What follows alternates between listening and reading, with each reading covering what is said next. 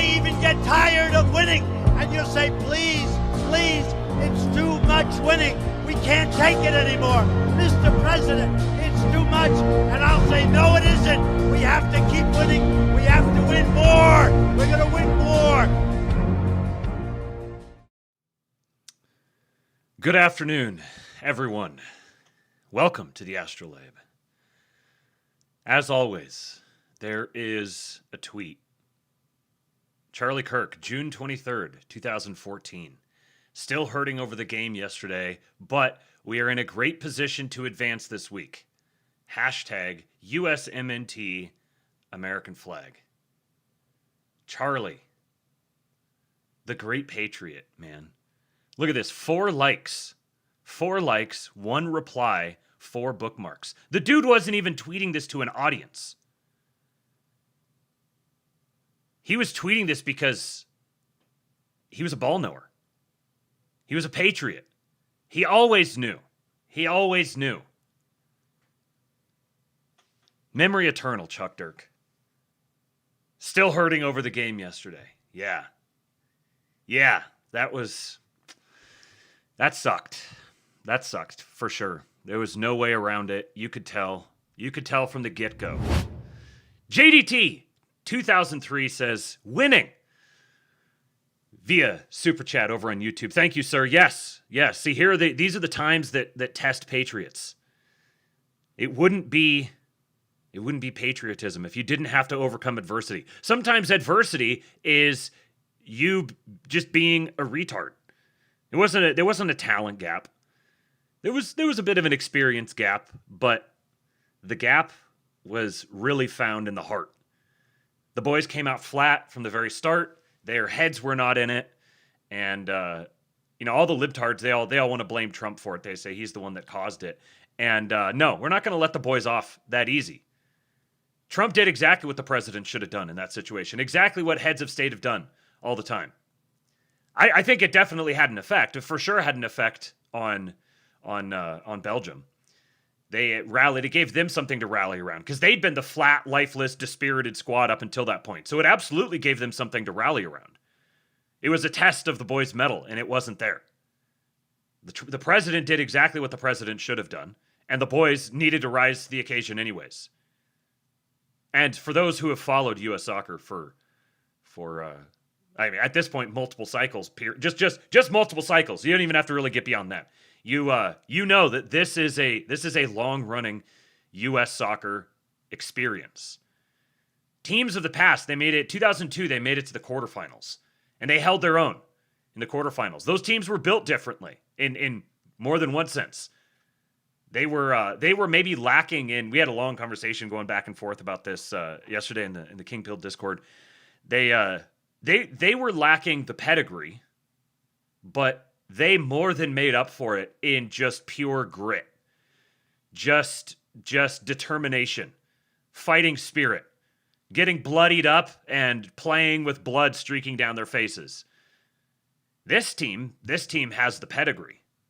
They have more than the pedigree necessary to compete at a higher level than they wound up competing. But so here's the thing: everyone expected this was sort of the expected display in the very first game against Paraguay. And they came out, hair on fire, took the game to them, belt to ass. Game was over in the first half, and then just created this whole new energy and new vibe. They genuinely achieved a level that the United States has never displayed. Even in games, even when the United States was maybe competed more in the past, they didn't have that. They didn't take the aggressor posture to the game. They hunkered in and they defended, and then they tried to hit you on the counter. They tried to play the hunker in and then get fast out in open space. But this team has the pedigree, but they didn't have the heart, and a lot of that. The guy who's gonna wear this one the most. I mean, the goalkeeper. That was just one of the worst lowlights that you could ever possibly. Like, I genuinely hope the guy's career isn't over. For how psychologically damaging that could be to him at that point in his career, I genuinely hope that he's that it doesn't negatively affect him. That's the sort of thing that could just define him forever. And he could even have like a long career and just never actually live up to it and just be remembered by that the rest of his life. And he was like an up and coming story. There was actually a pretty good case to be made that his backup should have been the starter. His backup has more experience in big games, was the starter in the previous World Cup, and there was a good case for that. But this guy, especially his shot stopping and his performance in penalties, was the reason that he had the job. And he made an unbelievable save 2 minutes into the game, just a top tier world class save. Now there was a problem that he had to be making that save 2 minutes into the game. That was where it was like, okay, alarm bells, that just mental mistakes. They were slow. They wilted in the big moment. And a lot of that comes back to the guy whose legacy is really going to, I think, be defined by this moment. That's Christian Pulisic, the captain. They called him Captain America. He's supposed to be the wonder kid, the golden boy. Genuinely, probably the most talented and most accomplished U.S. player. He was one of the best players in Serie A last season. He was tremendous. I think he's kind of had some injuries, but he was genuinely one of the best attacking players in the world. But it seems that every time there's a big moment like this is what you get. He's soft. And I mean, the injury that he took in this, it's not necessarily like, I'm sure that probably hurt like a fucking bitch. Yeah, I mean, go out, have a friend stand in front of you, just standing there, and wind up and kick him in the heel as hard as you can. And then see how well you're running around. It was bad. But at this point, like, if his career had been defined by always stepping up and then he gets hurt, then it's like, okay, we understand our core cog went down. But yeah, that was ugly. It was bad. Just bad. And yet, US soccer is still in a good position. So they missed the World Cup in 2018, which was the absolute just the basement. And then in 2022, they were at the beginning of this new cycle of these guys. It was like a lot of the same starters, but they were just 4 years younger. They were genuinely like teenagers, early 20s, and they played over their heads. They ended up with the same result, and they got to it differently. That was the other thing, is they were a little more kind of like the older team that's not like, they're definitely talented, but they're young, they're a little disorganized, and they kind of hold on for dear life and stay in games and eke out results when they need to, just enough to move on to the next level. And then they got handled by the Netherlands in the same round, the round of 16. Now, this one was different because there was a round of 32, never has been before, so they did go and they did rise up and win in a knockout match. And a knockout match has its own own thing. Getting experience in those is different psychologically. So they did, you could say it was kind of a fake knockout match, but it was still a knockout match. You're not going to run into a Bosnia typically in the round of 16. You might run into them in the round of 32, but you play the team that's in front of you. And they were genuinely being talked about as one of the best teams in terms of their current form in the World Cup. This is new. This is a different thing. Them being the story, the big sports story that was constantly on everyone's radar for a month was a big deal. Like, this is a big national spectacle. Now, losing to Belgium was not bad. To call this cycle a genuine success would have, like an unmitigated success, would have meant beating Belgium. And I kind of suspect, I mean, I'll be completely honest, I think that if Balogun hadn't played, the team would have had more fight in them. But losing to Belgium was not that wasn't bad. It was the way that they lost. All the old demons came back. All the same old criticisms rose back up again. And yet there is still the pipelines, the talent pipelines are building and building and building. With soccer is a unique sport in the level of I'll shout out Miles in the Discord last night. We were talking about this, and he was making a very good point. I was being combative. I was laying in bed and feeling cranky and being combative. But he was making the point that, like, soccer is unique in terms of the skill floor required to be successful in it. There's this running meme in America that's like, oh, we could just like take our best athletes and go have them. No, like look at many of the best soccer players in the world are not the best athletes per se. And not in the sense that you think, oh, they're going to have like the fastest 40-yard dash or the tallest leap, or they're going to be like look at fucking Lionel Messi, Harry Kane. These guys are extraordinary athletes, but they're athletes in a very different sense. And that athletic talent that they have is honed through all encompassing 24/7 relentless cultivation of the craft.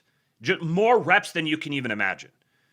It's very similar to baseball. That's the comparison that Miles made, and I think it's exactly right. It's very similar to baseball in that way. Like you can't just, it's not a sport that you can just pick up and be successful at. It's an exceptional person who can come to soccer late and still go on to play at a high level. So developing competitiveness, and I think that I think it's a national obligation. I think that it's a great atrocity that the boys representing the nation went out and put on such a shameful display. I don't care how you feel about soccer. You should be able to agree that it's much better that the United States representatives in whatever it is go out and represent the United States competently and at least go out on their shield. U.S. soccer is not going anywhere. It's on its upswing, but the United States is substantially distinct from all the other nations across a whole bunch of different vectors. That means building the game in the United States is different, and it takes, once you start building it, because of that huge skill tree that has to be developed, it takes decades to, once you start instituting changes, it genuinely is about like, this generation has to inspire the next generation, which has to inspire the next and the next and the next.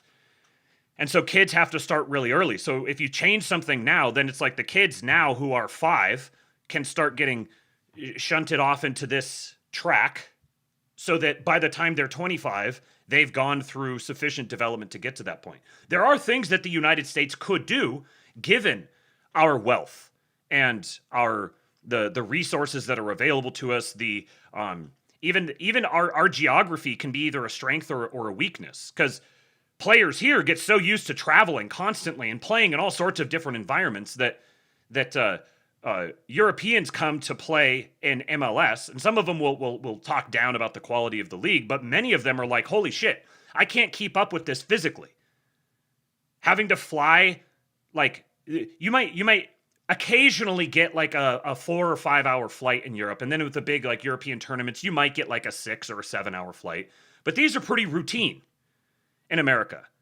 And then you've got elevation, you've got all sorts of different climates, you've got all kinds of things. You've got the time differences. These are all factors, all athletic factors that American athletes can become adapted to, that could be a huge advantage for America. But what this requires, in order to not have our representatives go out on a huge, massive stage in front of millions and millions of eyeballs and lay an absolute egg, it requires taking the sport seriously. That's what it comes down to. And this is happening. I'm not saying this isn't. I'm saying this is a very, very long, slow process that a whole bunch of people now, this is how it works. World Cup happens, host country, World Cup. It's America, 250th anniversary, Trump's involved. It's a whole big thing. Got it onto a lot of people's radar. And now they're suddenly coming through and they're starting to observe these things. And it's like, yes, that thing you're seeing, that's correct. You're not the first person to notice this. You're extremely late to the party. Here you go. Let's catch up. Let's get on board. Because these are issues. This is it's a long, dedicated national project to develop this particular category of gladiator so that they can go out, because they are going to go out wearing the colors. And how they perform is going to reflect on the nation. They are the pride of the nation.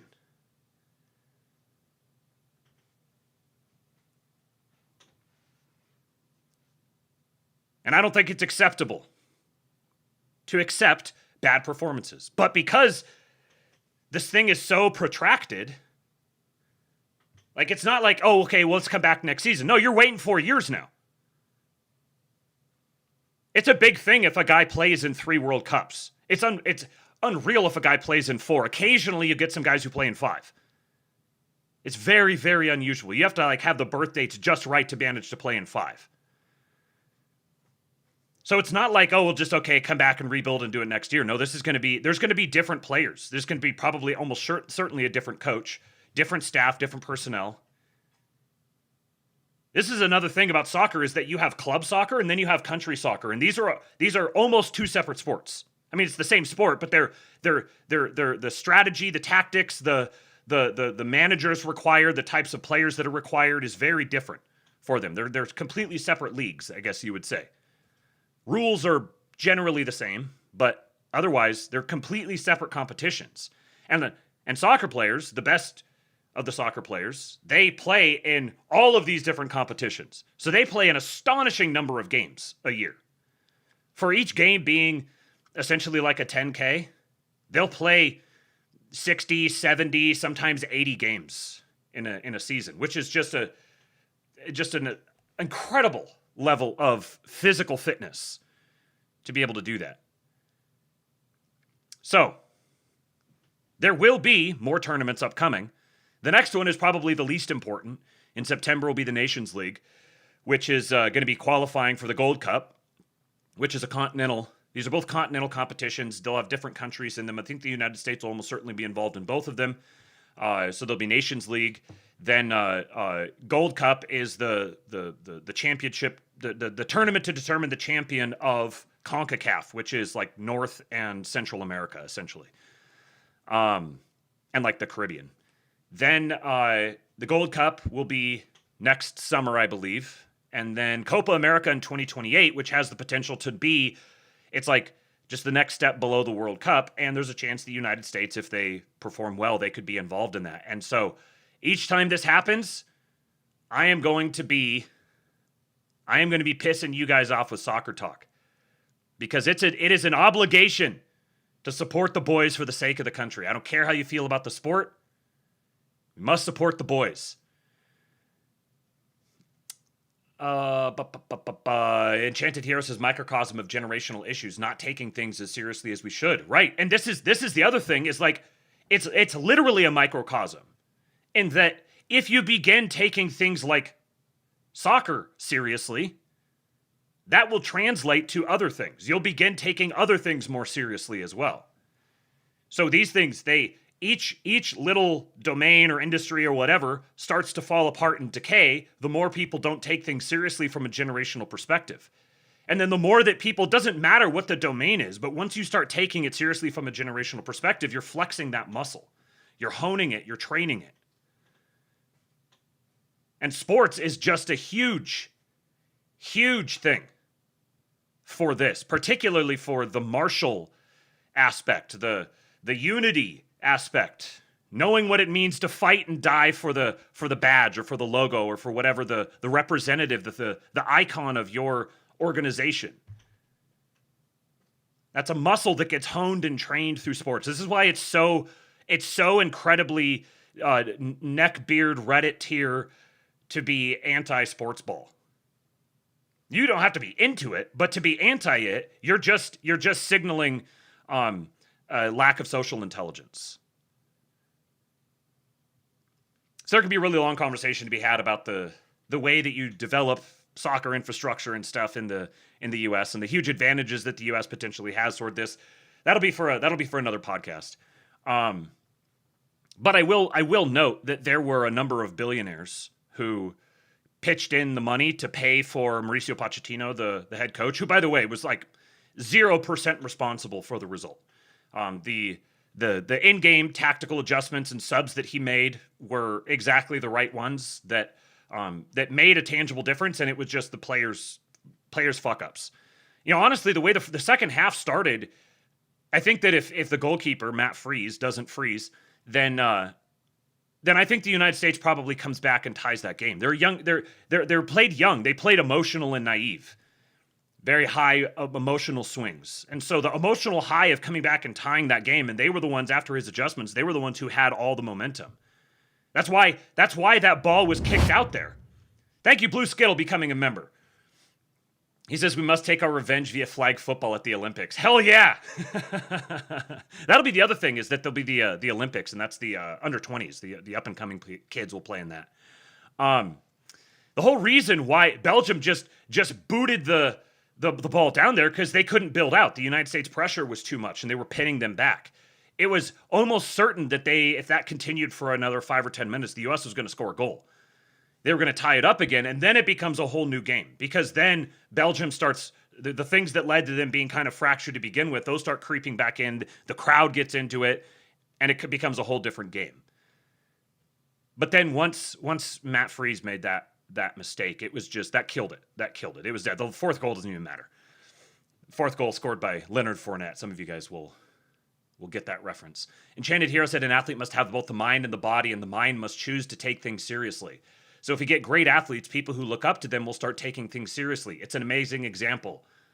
Bingo. And I don't care about which sport. There is no picking, and you're gay if you're trying to pick and choose between sports. I mean, you could follow one and be interested in one. I don't follow basketball or hockey, really.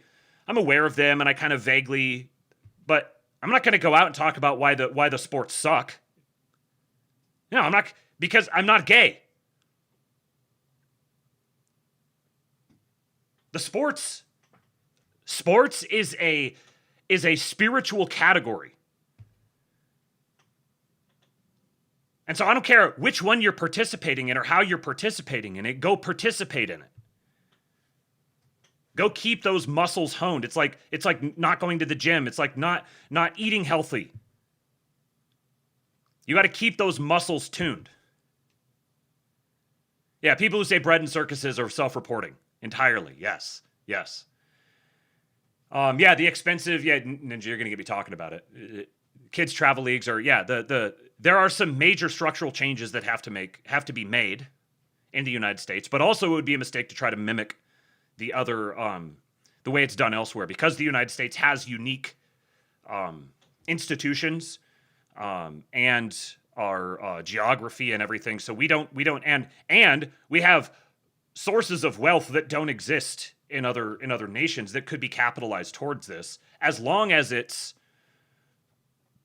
something that's being done for the glory of the nation.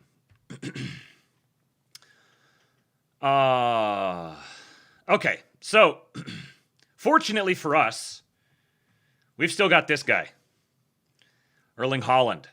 Haaland bought a rare manuscript that tells the story of Norway and their eventual conversion to Catholicism.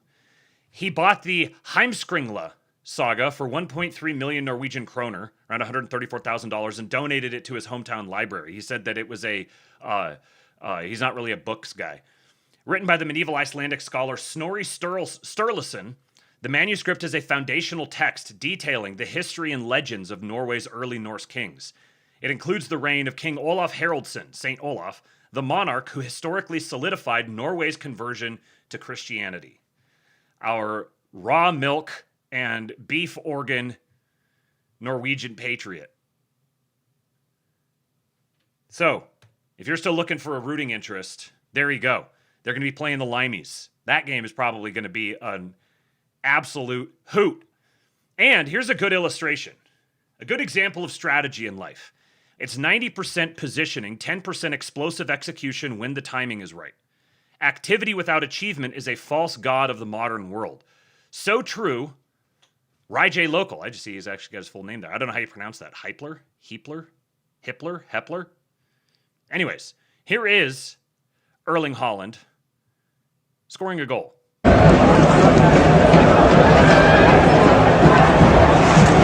see Messi do this exact same thing too.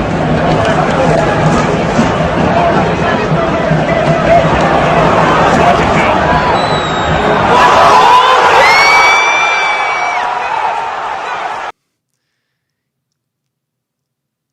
Slow little stroll. Okay, I guess we'll kind of jog a little bit. Completely hiding his intentions, by the way. And they know exactly what he wants to do. But he looks super calm and still on the outside, but he's going a million miles an hour on the inside. Then he starts to speed up, and now you see him, he's starting to widen out. These are the sorts of on-the-fly tactical nuances that the best players have to be aware of. Any player has to be aware of. Notice how he's widening, moving toward the camera here, to create space so that that lane exists for him to run into. He's setting up the pass before it comes. He widens, so he forces the defender to widen. He forces this defender to tuck in because he's starting to come out into his range, which does potentially open up a pass in behind him as well. And then Cross is coming in and just absolutely dunks on the guy. Being able to do that without fouling him takes a lot of grace in the air, perfect timing. Just a thundering header. Smashes his face in the turf. You don't know how demoralizing it is when a team scores a goal like that on you. Just psychologically crippling. And the U.S. got one of those scored on him yesterday, and you could see the effect that it had on him. Yeah, guy got totally mossed. Yeah, he ran a slot receiver route, sort of. It would be like a slot receiver route, but if the slot receiver was playing wide receiver for Tom Brady and running option routes. Like that's very, there's a lot of really close similarities between soccer and football in those sorts of nuances. But one big difference, one thing that sets them apart is that football is played in quick, short bursts, whereas soccer, the clock's never stopping, so it's going constantly. And all 11 players are all having to do this at the same time. They're not getting a play call and then going and executing that play call. That itself is a different skill set. This one is much more fluid and intuitive and adaptive. It requires more from the individual player on a psychological level. You have to have like a baseline of like situational awareness and spatial intelligence. That there are guys who can be successful in football who are. I'll just say it. If you're retarded, you might be able to be more successful in football than in soccer. There's like a baseline level. They have their own form of retards, though. Okay, now, before this gets away from me, I have to play this. Hessian Beard!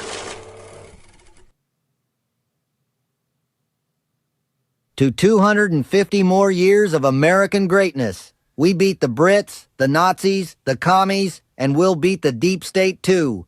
Propane in our veins, guns for freedom, and sweet lady liberty. God bless the USA. Now let's grill. Hell yeah, baby!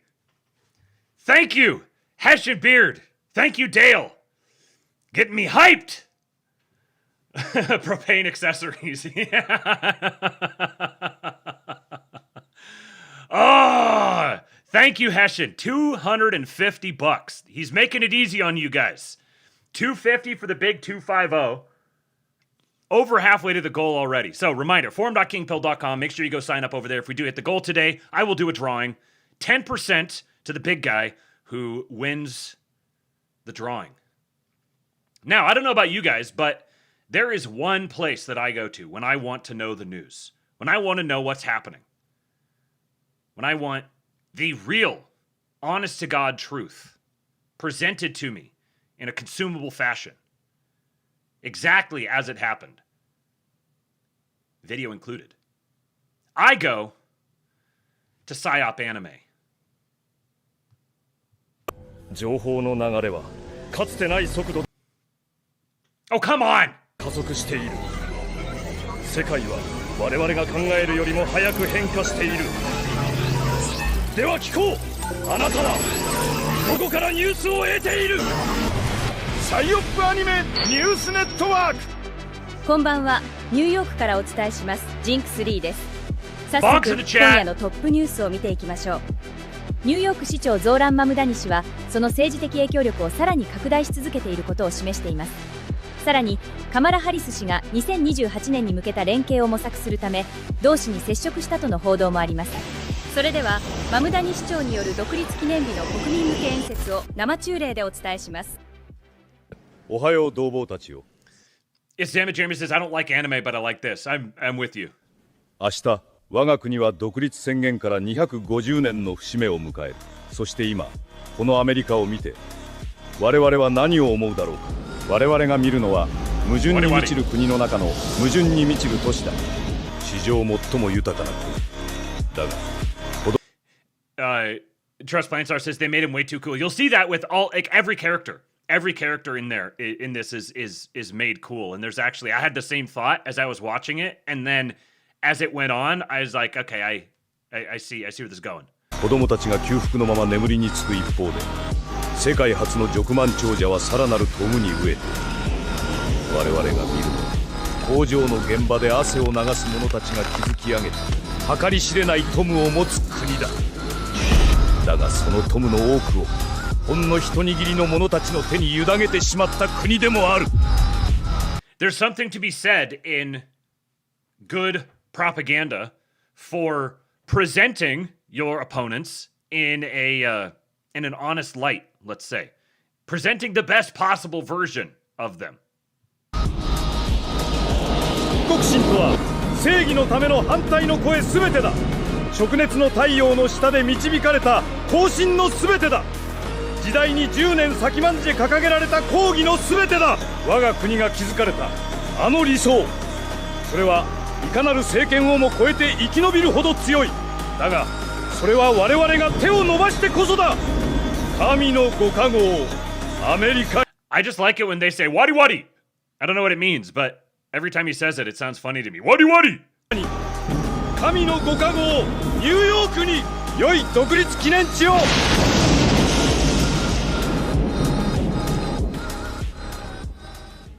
もうすぐだ。 Yeah, Enchanted here. Our enemy is very strong, which is why it is even more impressive that we won. Yeah, there's like a delicate balance you have to walk there. You have to, like, on one hand present them as retarded, drooling incompetence, but then on the other hand, then, like, who are you if you manage to outlast a bunch of retarded, drooling incompetence?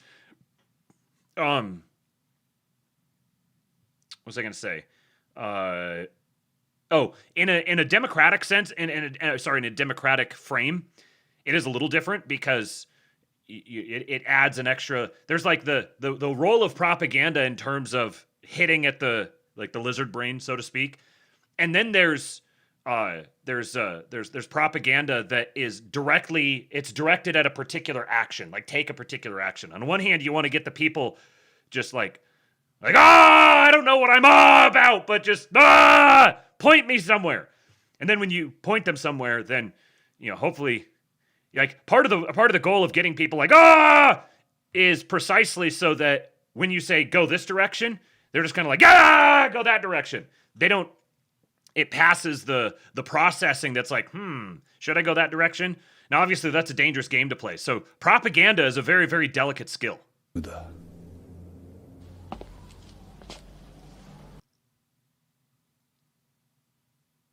Why? Why? AT&T, why do you do this to me? I am a victim. I have been wronged by AT&T. What, do you not like anime or something? Stream's still up. Let's see, can I load webpage? Okay, yeah, so stuff's still loading. All right, so it's just a video specific thing. We'll just reload it. 212. 豊かな政権をも超えて生き延びるほど強い。だがそれは我々が手を伸ばしてこそだ。神のご加護をアメリカに、神のご加護をニューヨークに良い独立記念地を。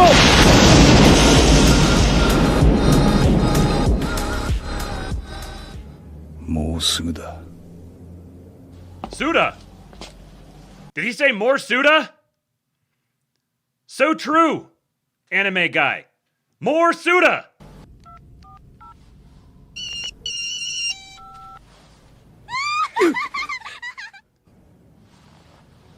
カマラ、久しぶりだな。カマラ。マブダニ、ニューヨークの調子はどう？順調に進んでるって聞いたわよ。ああ、我々の勢力は広がっている。じきに党を掌握できるだろう。全ては計画通りに。あいつは朗報だね。それでいざって時あんたを頼りにしていいのかい？もちろんだ。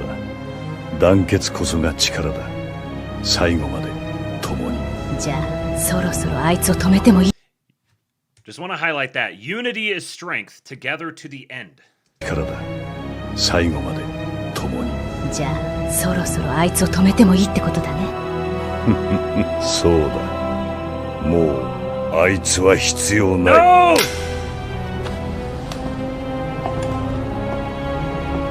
No, not Uncle Joe! He put on the MAGA hat. さらばだ、眠たげな女王。He is sleepy.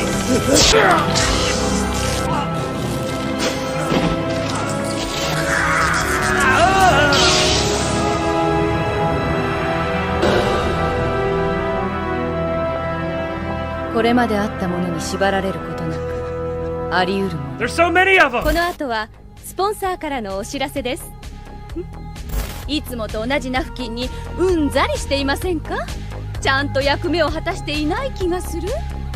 そう、今こそシュワリエナプキャー。シュワリエナプキンでこの偉大な国への愛国心を示そう。丈夫で安っぽくて捨てるのも簡単。そしてどうしても行きたくない時は手の届きにくい場所にもぴったり。作終了限定、生産手段が接収されているないのみ、返品深み。ブレイキングニュース。破産パイカー共産主義プロパガンダをめぐる懸念で法的精査の対象に。俺の名前はハサンパイカー。 DES エクリブスへようこそ。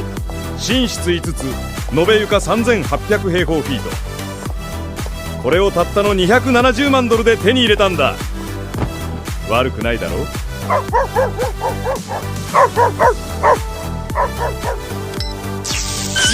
Kaya! 悪いな。この国で暮らすのは地獄だ。 Savage.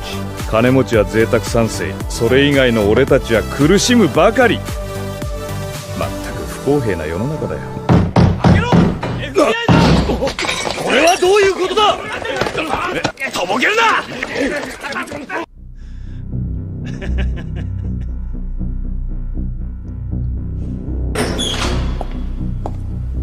久しぶりね、ハサン。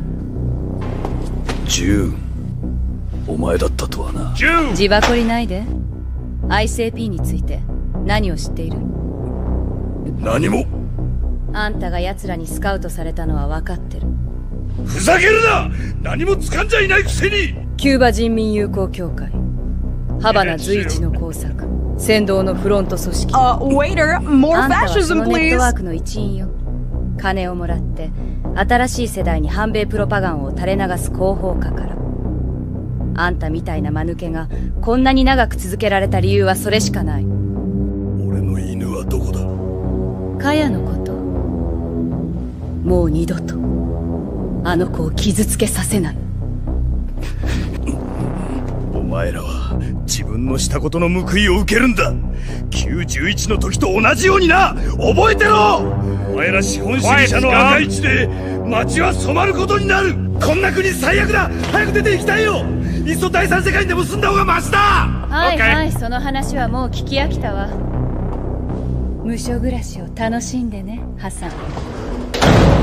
それでは天気予報です。バリーさん、お願いします。お天気はバリーがお伝えします。いやー、地獄のような暑さですよ。見てください、どこもかしこも真っ赤っか。熱波が世界中を焼き尽くしています。それではヨーロッパへ中継をつなぎます。エアコンなしでこの熱波に耐えているようです。こんばんは。よろときの骨管にすぐに塩く控えるよう抱けています。忘れてください。エアコン1日の電源にするにキロかけています。敷居の国や一同の塩をはけにかてがが、あの球を守るの一歩です。地球を浮かているのです。Sacrifice yourself for Mother Earth. こんな暑さにどうやって耐えられるの？何かに没頭していないと正気を保てないの。私にもわからない。でも持ちこたえない。私にもわからない。でも持ちこたえないと。もしあの機械を使うというのなら、私たちは何を学んできたというの。私たちを動物と分けるものは苦しみが少ないことじゃない。苦しくても正しいことを選ぶ意志があること、それこそが人間であるということなの。おばあさん、ハルさん。か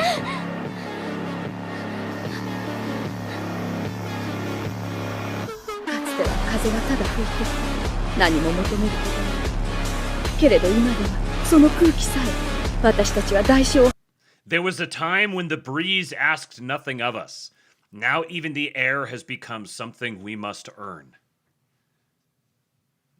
I don't know if you guys could hear me over the track, but I said, you must sacrifice yourself for Mother Earth. That is the pinnacle of the devouring mother. Even your air, you have to earn. を払って手に入れなければならない。正しいことをするのは時に苦しいもの。 Thank you, Emperor Atreides. 正しい道を選ぶことが自らの滅びへ向かうことだとしたら、それでもなおそれは正しい選択なのだろうか。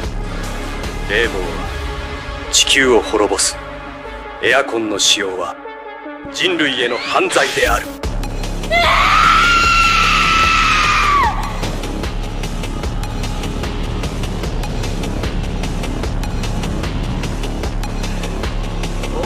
看起来天气开始变暖了。 Notice this is in China.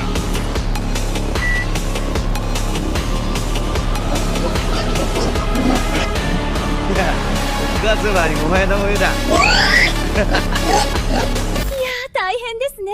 エアコンの設定温度を下げた方が良さそうです。それでは最後のニュースです。トランプ大統領が国民に向けて演説します。 Trump addresses the nation. 250年。アメリカは地球上で最も古い港北だ。我々は地球上で最も自由な。 All right, hold on. Let me get this whole thing here. I want to say something first. So back to the thing about like making the villains look cool. Which yeah, as Straight Buster said, there's a it's also like an anime thing. The villains always look really cool in anime, but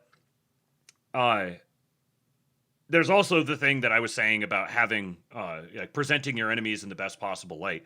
And you see the young lady there is presented as a genuine, authentic, good-hearted, true believer who is participating in the murder of her grandmother because her this attractive, well-presenting gentleman on the TV told her she needed to. And that just makes it so much harder. And then, through all of that, you now get the monologue from Trump, the way that it's presented, and it doesn't matter how cool any of those other people were presented, Trump surpasses all of them. 250年。アメリカは地球上で最も古い港北だ。我々は地球上で最も自由な国民だ。そして我々は地球上で最も強く、最も力ある国だ。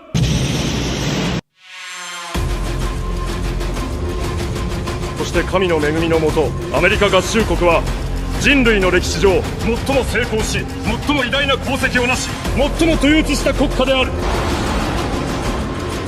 250年もの長きにわたり、自由、正義、平等、自治、そして比類なき繁栄がかつて世界のどこでも見られなかったほどにこの地で花開いてきたのだ。忘れてはならない。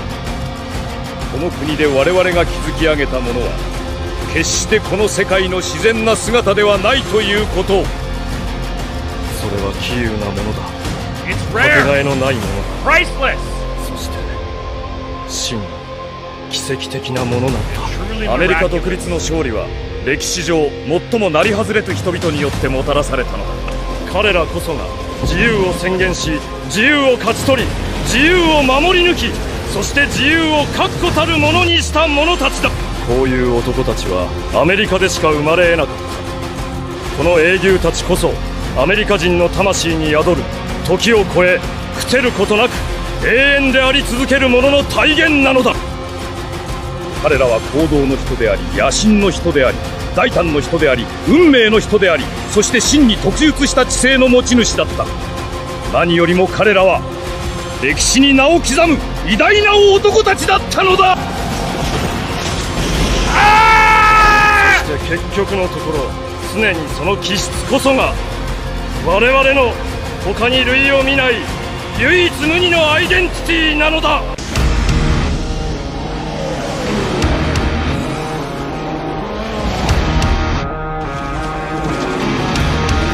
I'm gonna jump!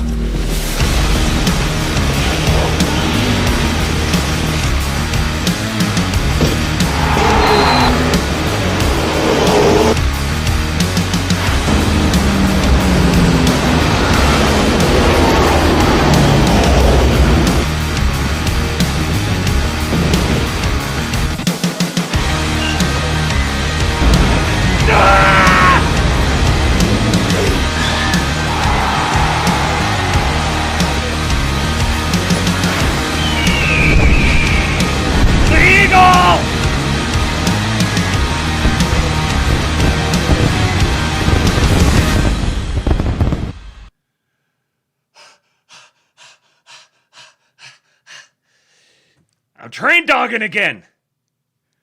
Oh, yes. Living Dead says this took the idea, be the American the Japanese think you are, to a whole new level. Incredible! Identity is destiny. You cannot top America.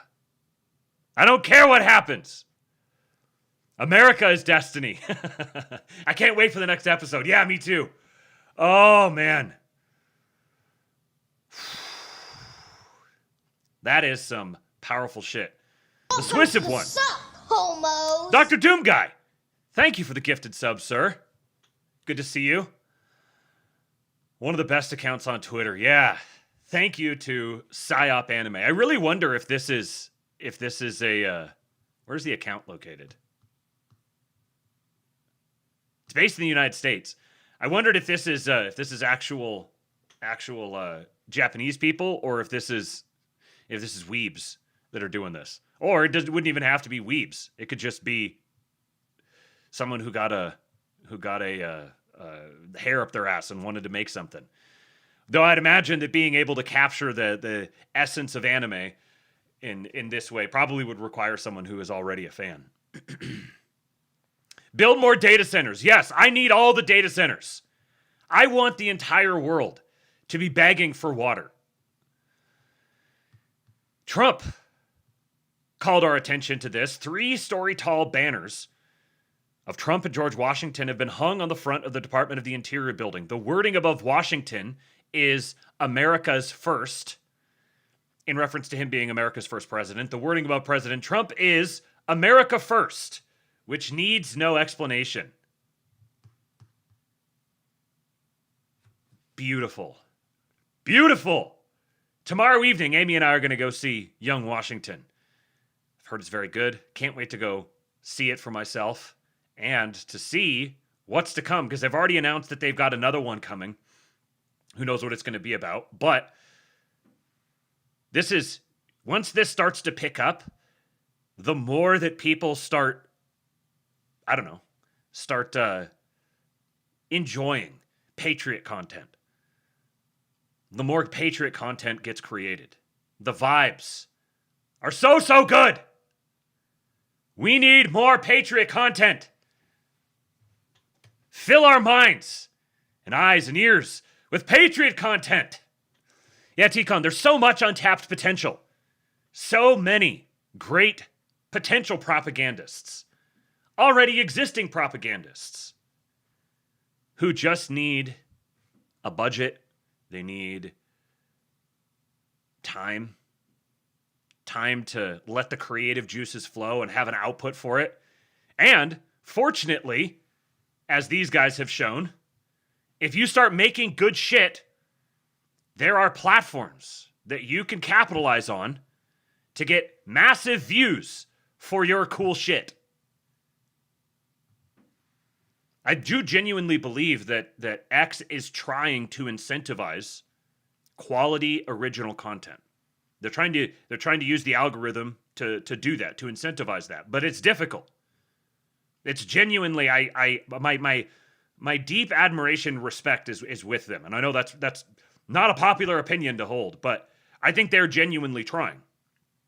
But something as complex as a social media algorithm like that it requires a lot of engineering and there's tons and tons of downstream externalities that you have to try to consider and adapt for, and you try to fix one externality and you create a new one.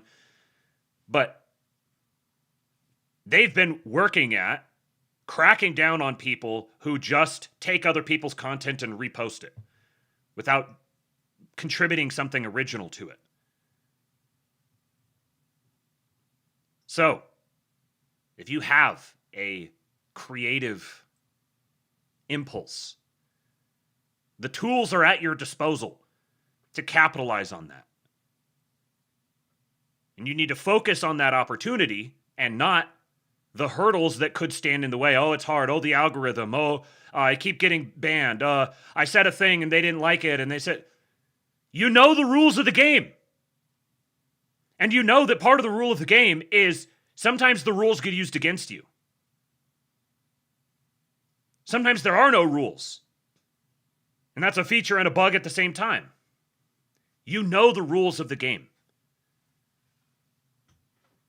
We have enough commentary on how difficult things are, how bad things have been, what sort of structural hurdles and stuff there are. We don't need more commentary on that. We need disciplined, devoted, focused, passionate white boys to go overcome the hurdles that are in front of them. This is your legacy. This is your heritage. You are the descendant of men who didn't complain about the problems on the frontier. They just went and solved them.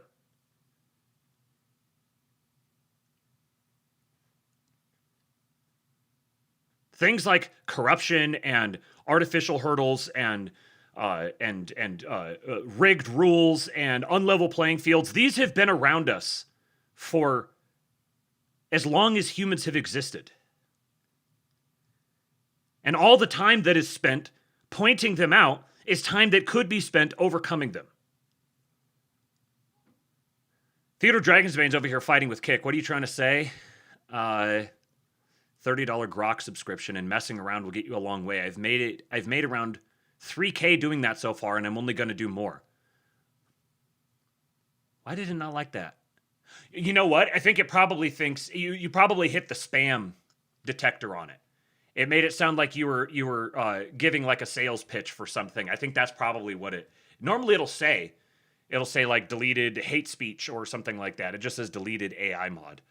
But I think that's probably what it was. But yeah, so there you go.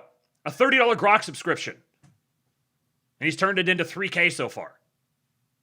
The tools are at your disposal. It has never, ever been easier for some ordinary dude to go make a living doing what he wants to do.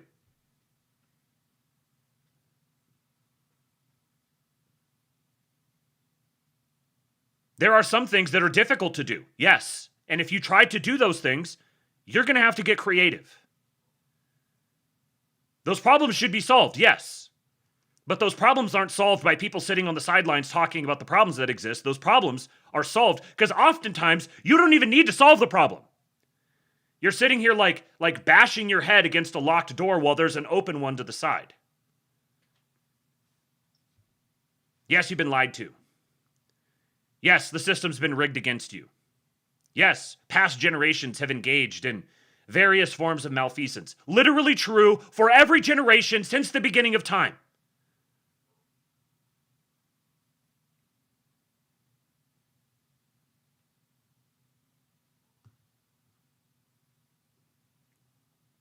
Caradwin says, it's amazing what you can do with a $20 Claude and $20 11 Labs sub. Yes. And I just watched, you know what? I didn't even plan on doing this, but I want to drop this in here right now because it's a very good example. Let me find this here. Welcome to War 250. Okay. Actually, before I get to that, let me do a couple of these other ones here. First of all, Trump posted this. Great news. I've just been informed that one of the biggest, best, and smartest retailers in America, Walmart, will be lowering prices by a lot at my administration's request to celebrate our great country's 250th birthday.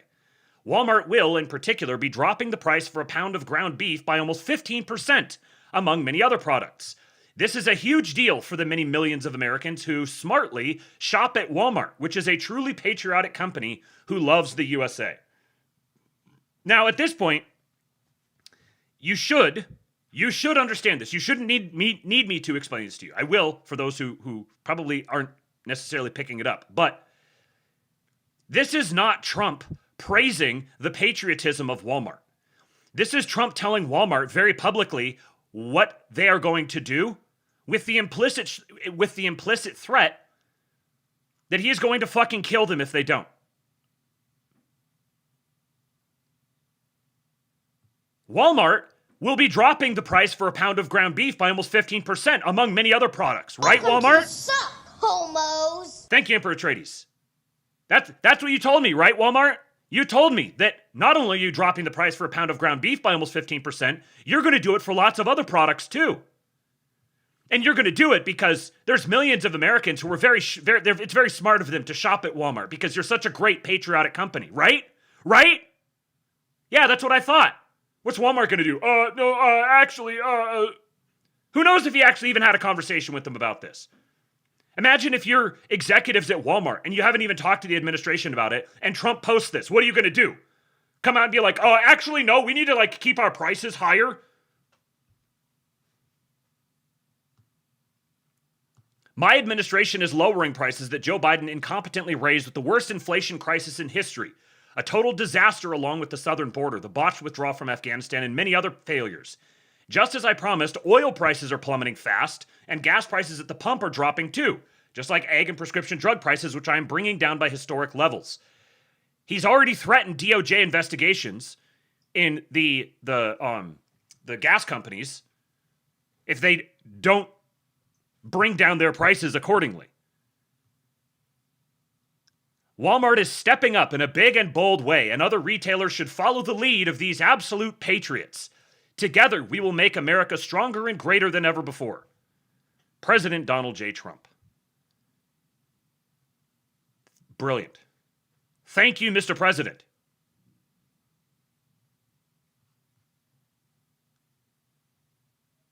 Now,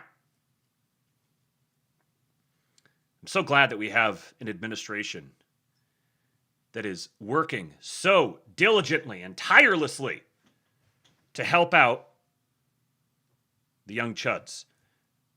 Now, this is a clip that, shout out to Heinz, to our ketchup boy, from the King Pill Discord for highlighting this. This here is a guy that I've talked about on the show in the past. Not this. This is the chick that's interviewing him. She's interviewing this guy, Isaiah Taylor, from Valor Atomics.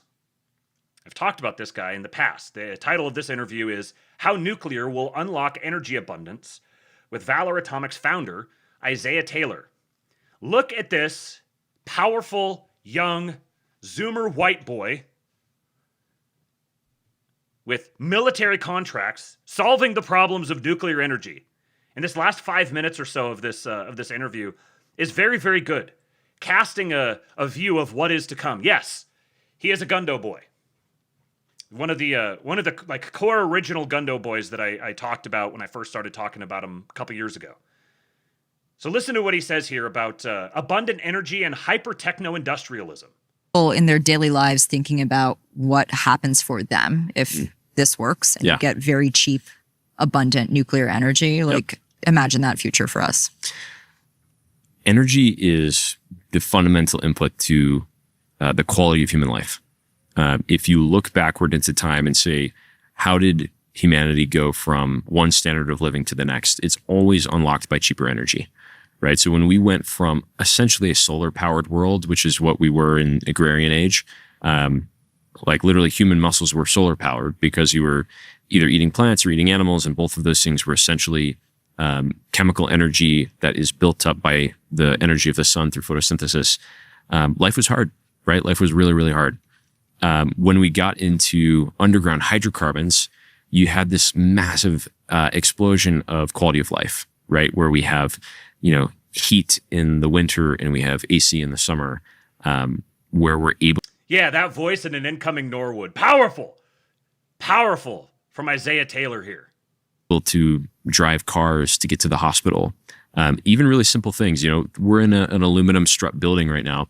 Every one of these struts that you can see behind us are made of aluminum. Get ready for some aluminum history. There was a time when aluminum was considered a precious metal, where kings would literally make jewelry out of aluminum because it was that rare. And the thing that changed it to a literally structural metal that we make buildings out of is energy becoming cheaper. Right, we figured out, Charles Hall here in the United States figured out aluminum electrolysis, and cheap enough energy means that you can actually just separate that oxide from the aluminum, and you can have pure aluminum metal, and that is entirely downstream of energy. So, Ninja's face says Nigga could have just said oil, but nah, underground hydrocarbons. Now, the reason that he specifies specifically underground hydrocarbons is because, well, I think part of it is probably or at least the reason I would use something like that in that context would be because it's like a pattern interrupt kind of, because you hear oil, and you kind of abstract it away from what it actually is. It becomes like it's like a price, or something like that. But when you say underground hydrocarbons, you're specifying this very specific thing that makes you kind of stop and go, oh yeah, that's right. So it's the thing that comes to the ground, hydrocarbons. But then also because I believe this was him. It might have been another one of the adjacent companies. I can't remember which, but they were involved in the creation of synthetic hydrocarbons. And I feel like it was him, and that this is one of the things that they were working on with using nuclear power to create synthetic hydrocarbons or something to that effect. I don't remember exactly what it is, but that's why he would specify specifically underground hydrocarbons, because there actually is a legit distinction here. I would say that the standard of living that we enjoy today is entirely downstream of the fact that we figured out you can make pretty cheap energy with hydrocarbons. Now, our goal is not pretty cheap energy. It's insanely cheap energy, and that's going to be unlocked by nuclear. What it will look like, I think, is fundamentally unpredictable, but I have a few ideas. First of all, I'm very, very excited about transportation.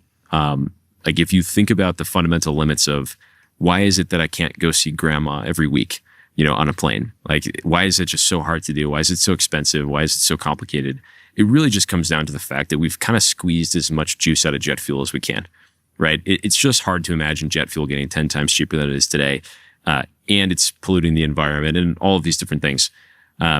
If you could make energy 10 times cheaper, then you probably could go visit grandma every other day. Just on a Saturday, it takes 30 minutes and, she lives across the country, but you go and visit her on the weekend.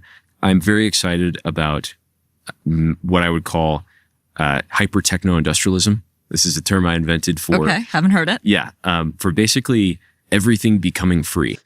I'm imagining this as a conversation between like at a bar or something, at a college bar, and she just starts asking him questions, and she's just into him, and so he's talking. He's just absolutely autism dumping on her, and now he's dropping his coined term.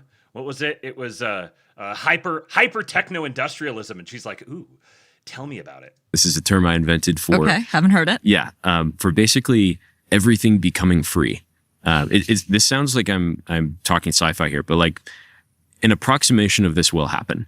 Let me put out a thought experiment for you. So, let's take a physical good that's manufactured today, right? Let's take this microphone.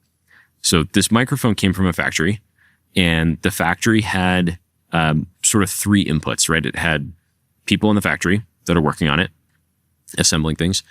It had input materials, right? And I would include in those input materials, the plastic on here and this foam thing. Also the machines, right? That, maybe injection molded that plastic. And then the last thing it consumed was energy, right? So energy is one of the three things that made this.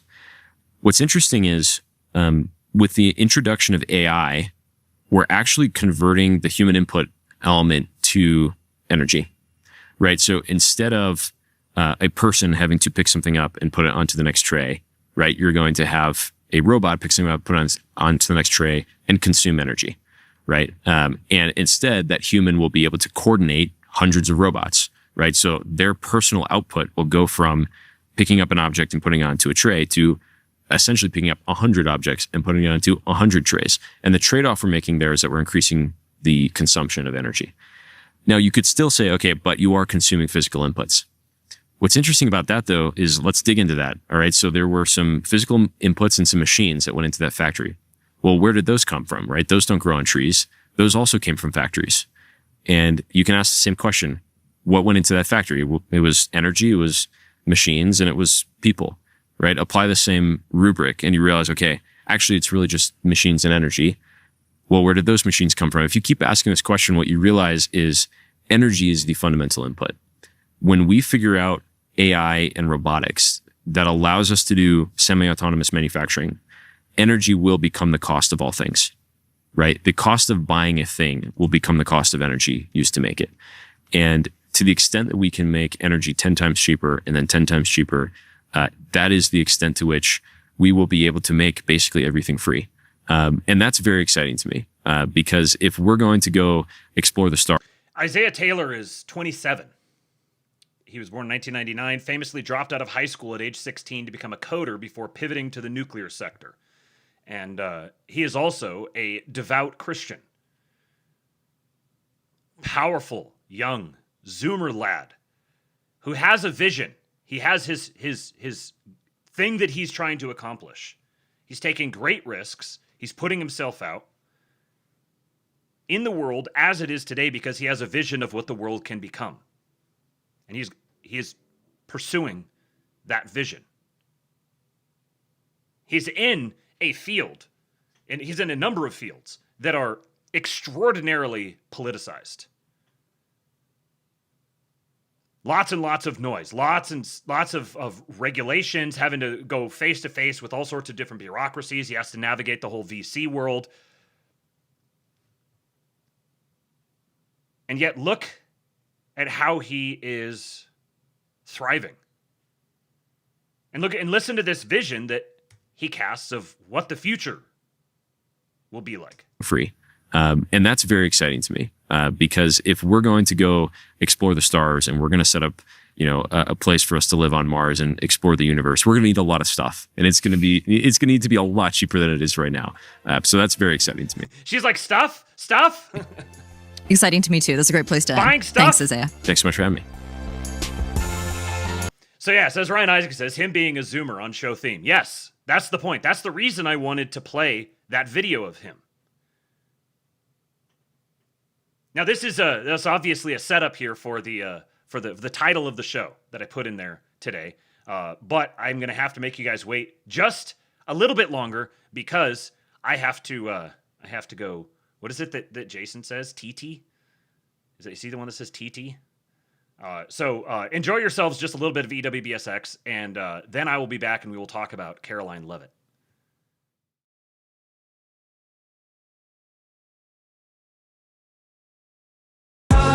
All right, I'm back. Nevsky says if you shake it more than once, you're playing with it. All right, what is this? Something about Grok? New Grok drops tomorrow? Oh, hell yeah. Eastwood said he's talking about my favorite stuff. Yes, he was. Todd Man over on YouTube said this is physical economy stuff, Promethean action stuff. So true. That is exactly what it is. That is the great domain of opportunity that exists for our powerful young white boys. So I want to preface this with, it's funny. I mentioned the other day on the show, I said something about like, people who are choosing this weekend of great patriot energy, of wasting time kvetching about something someone said. It was just totally not the time. You don't let things like this pull your head away. Don't miss out on those sorts of moments. Like, you're going to think back on it. You're going to be like, yeah, I spent the 250th anniversary of the country complaining because some chick said something on Fox News. It was it was just, and then I'm like, should I even talk about this? Because in a certain sense, by talking about it, I'm perpetuating it. But once it reached a certain level, it was like the only things that were on my timeline were this conversation, everyone talking, complaining about what Karoline Leavitt said, and soccer. Those were the exclusive two things that were on my timeline. And I was like, all right. The reason I want to say something here is because I have a big burden for our young Zoomer fellows. I have a brother who is a young Zoomer fellow, and I've watched the struggles that he's had. I have a sister who is basically a Zoomer as well, and I've watched she's had a lot of the same struggles that the Zoomers have gone through. They have been dealt a shitty hand. They've gotten a raw deal. And they have every right to feel aggrieved. And that's the whole thing. Like that's how you get got. You don't get got by people convincing you to feel aggrieved about something that doesn't exist. The truth is more powerful, so people will use the true thing that yes, you've been aggrieved, but they're doing that to suck your energy away from you. They're trying to hit your button. And by they, I'm not just saying people. The powers and principalities, they know exactly what's going to get you riled up. And when you get riled up, you're going to say and do dumb things. And you are allowing your energy to be drained away from you. Energy that could be dedicated toward the dude I just showed you. I showed him an example. And it's not like, okay, every single guy needs to go found his own company solving nuclear energy. But don't focus your attention on the things here when there's all of these opportunities that are out there. I've said this until my teeth bleed here on the show for the last few years. There are so many opportunities coming down the pike that are here now. This administration has been going out of their way to try to offer Zoomers specifically employment opportunities, try to cut their costs, try to make things easier for them, trying to offer them something they haven't been given before. But the administration can't do everything, and you shouldn't be looking to them to just fix everything. You also shouldn't be hanging on their words, waiting for them to say something that you can construe in some way to then cast yourself as once again the stricken victim and nobody understands us and it's just us against the world and those stupid older people who just rig everything against us and take away all of our opportunities. This is the worst possible mindset you can be in. And it feels good. This is what Miranchuk said. It feels good. The problem with the Vengeful Son will be that it feels good. You want to indulge in that. You want to feel that sense of righteousness. And because there is a legitimate case to be made that the Zoomers have been given a raw deal, that makes it feel all the more righteous. The fact that it feels good should be the warning sign to you. And I can say this to you from experience, because you're just the newest punching bag on the block. Every other generation before you has had their time in the sun. I spent since as long as I've been aware of the existence of the millennial generation or the millennial term. I remember when I went from Gen Y to millennial. But for as long as that's existed, it's been, oh, they're soft, they're spoiled, they're entitled. The participation trophy generation. Our entire lives as millennials, we just hear participation trophy generation. You're the ones who were born, they're given the whole world, and you can't make anything of it because you're soft and entitled. This was the definition of the millennial generation for as far back as I can remember. So Zoomers, you're not special. Having people make comments like this about you doesn't make you some sort of like unique victim. This is like the whole point of the cross, by the way, is that no victim is some unique victim. Which is why perseverating on that is so personally self-destructive. It's also politically retarded. It's just totally not understanding the moment and not having a sense of the friend-enemy distinction. You don't need me to explain to you why Karoline Leavitt is not your enemy. I think what she said is as Straight Buster said in the chat, it was a rake stepped on. Yeah, she said something that was clumsy and awkward, and then she made it worse when she went and tried to clarify it. And I'll give you guys, for those who didn't know, I'll play the clip and read her clarification. But there's this spirit that just it jumps out at me when I see it, where it's like you're lying in wait, just looking for a thing to jump on and rally behind.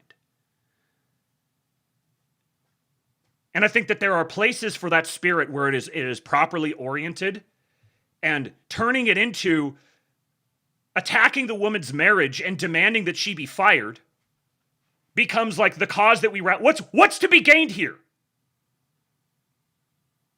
How politically retarded are you? Do you have no self-control? Are you not capable of hearing something that could be construed as an insult to you and being like, yeah, clearly she's not trying to insult me. Clearly she's speaking to her audience. Clearly there's context around her comments. And we're not going to blow this up into some big scandal. In fact, we're going to double down around her. People talk about, the right lacks unity. And they get so wrapped around the axle about normie-cons trying to cancel Patriot Front. And they're like, you're just like trying to carve yourself off as well, we're not the bad ones like that. You're doing the same fucking thing.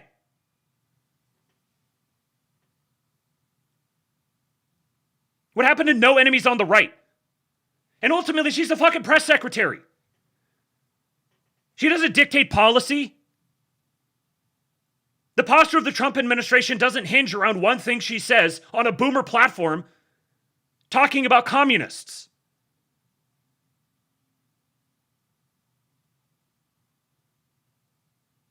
She stepped on a rake with the comments she made, and then everybody who spazzed the fuck out about it stepped on an even larger rake. There's at least a plausible justification for her given the context of the comments she's making, the question she's asked, all of that. There's at least, she has like some plausible deniability. And yeah, I'm doing an interview and he asked me a question, I answer his question. And yeah, if we like sat down and had a big disquisition about the whole thing that isn't in cable TV sound bites, then yeah, I would present a more nuanced position. But everyone reacting to her could have gone through the exact same thought process I did.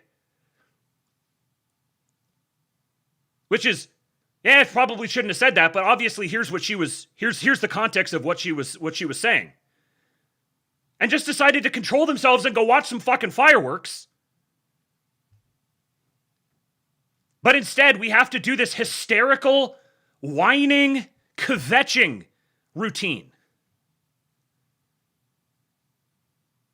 And the people with audiences who are participating in that, they are, whether they're intending to or not, they are trying to suck your energy away, Zoomer man. You don't need more people telling you why you've been wronged. You don't need to perseverate on all the ways that you've been wronged and how unjust it is. And how the whole thing has just been rigged against you. This is absolute toxic poison to your brain. Only someone who hates you would intentionally do that to you. We're all human. People get riled up in their own passions. But how long do we have to go how many times do we have to go through these cycles? Where the people who are the biggest politics understanders are the ones who just faceplant on these kinds of issues.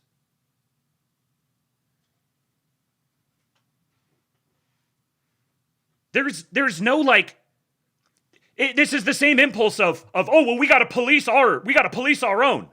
Look at us, we're policing our own. We don't do a big tent. We got a small tent. And if you do a mistake, then you're on the outside and we're on the inside. You don't get to sit at the cool kids club anymore. This is just retarded. Tooz McGee, noted Zoomer in the chat, says, let the radicalization be a moment, not your whole life, Zoomers. Yes. Slutty Milk, imagine just taking a deep breath and relaxing instead of having an aneurysm the next time the latest breaking slop drops. So this is, Here's the whole context of her comments. And I did a little rage baiting with the thumbnail, but I didn't say she's right, because I don't think she's right per se. But I think she's not wrong. And when one of ours happens to stick their foot in their mouth in public, the correct response is not pitchforks at their door.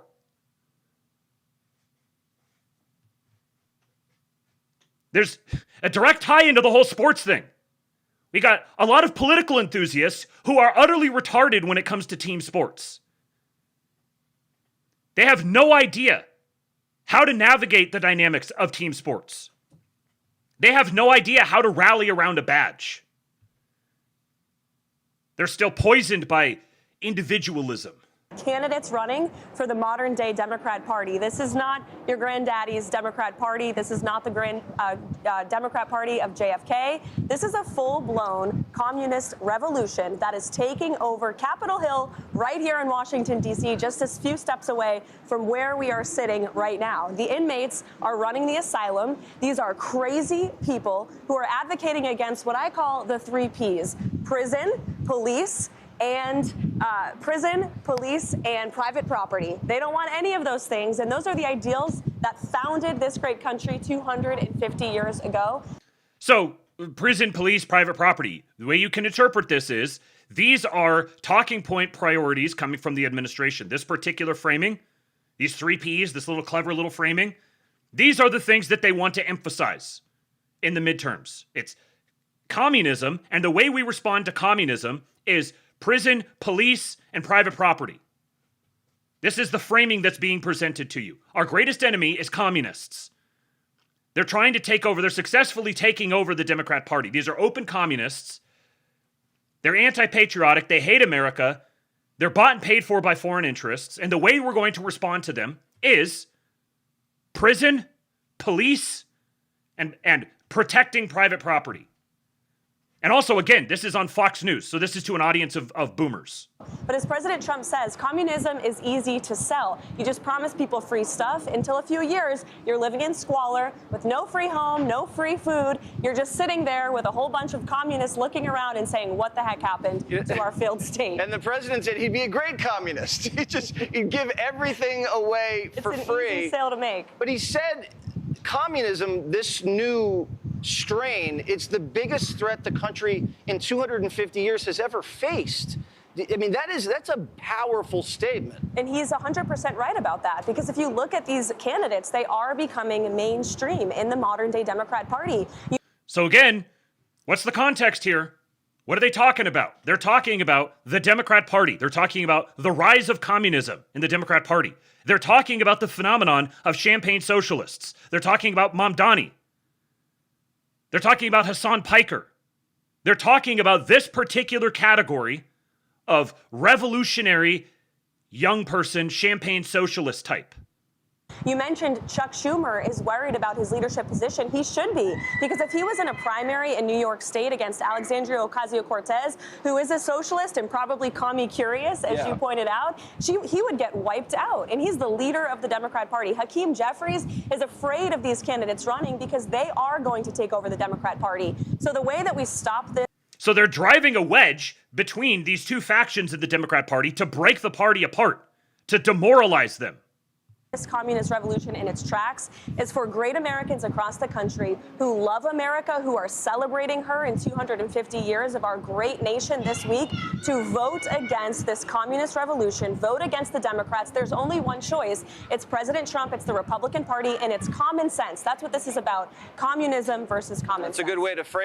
Communism versus common sense. Living Dead says hearing commie Zoomers being called out and deciding it's an attack on you is deciding that you cognitively align with the Zoomer commie more than the rest of the right wing. That's exactly it. What's the saying that a hit dog howls? If you hear her comments and your knee-jerk response is to spaz out, like if you just heard a single clip and you spazzed out about like the stripped down, no context, if you spazzed out about that, then you are no different than any ordinary normie. You just happen to look at like different media sources, but you're just a normie. You see a sound bite and you form your whole worldview around it. But then once you take the whole thing in context, they're talking about a particular people, a particular category of person. Frame it. If it doesn't go that way, if these commies get in, they're going to be a powerful little caucus. They're going to here to blow things up. They're not here to negotiate Pentagon funding. They want zero Pentagon funding. They're in here to destroy the country. How would the president negotiate with people like that? How would the president negotiate with people who want to destroy the country? So these are the people who want to destroy the country. Kate says the biggest gripe people had here is that she's not calling out the Browns, that the commies are Browns that have been allowed in here. Yes. And the problem with that is there's two major problems with that, just off the top of the head. Number one, they aren't just Browns who have been allowed in here. Communism is 100% a white person thing that gets exported to others. But communism is absolutely a white person phenomenon. This is not just about Browns who have brought it in here. The other thing is, this is the purpose of these sorts of conversations. This is a form of campaigning. The purpose of this is not to provide a historical disquisition on the precise things that happened to manifest this thing at this point in time. The purpose here is to talk shit about the other team and rally people to your side. The only option is Donald Trump. These are a bunch of revolutionary communists. They're anti-American. They don't belong here. Point blank, simple. The Democrat Party is the party of communists.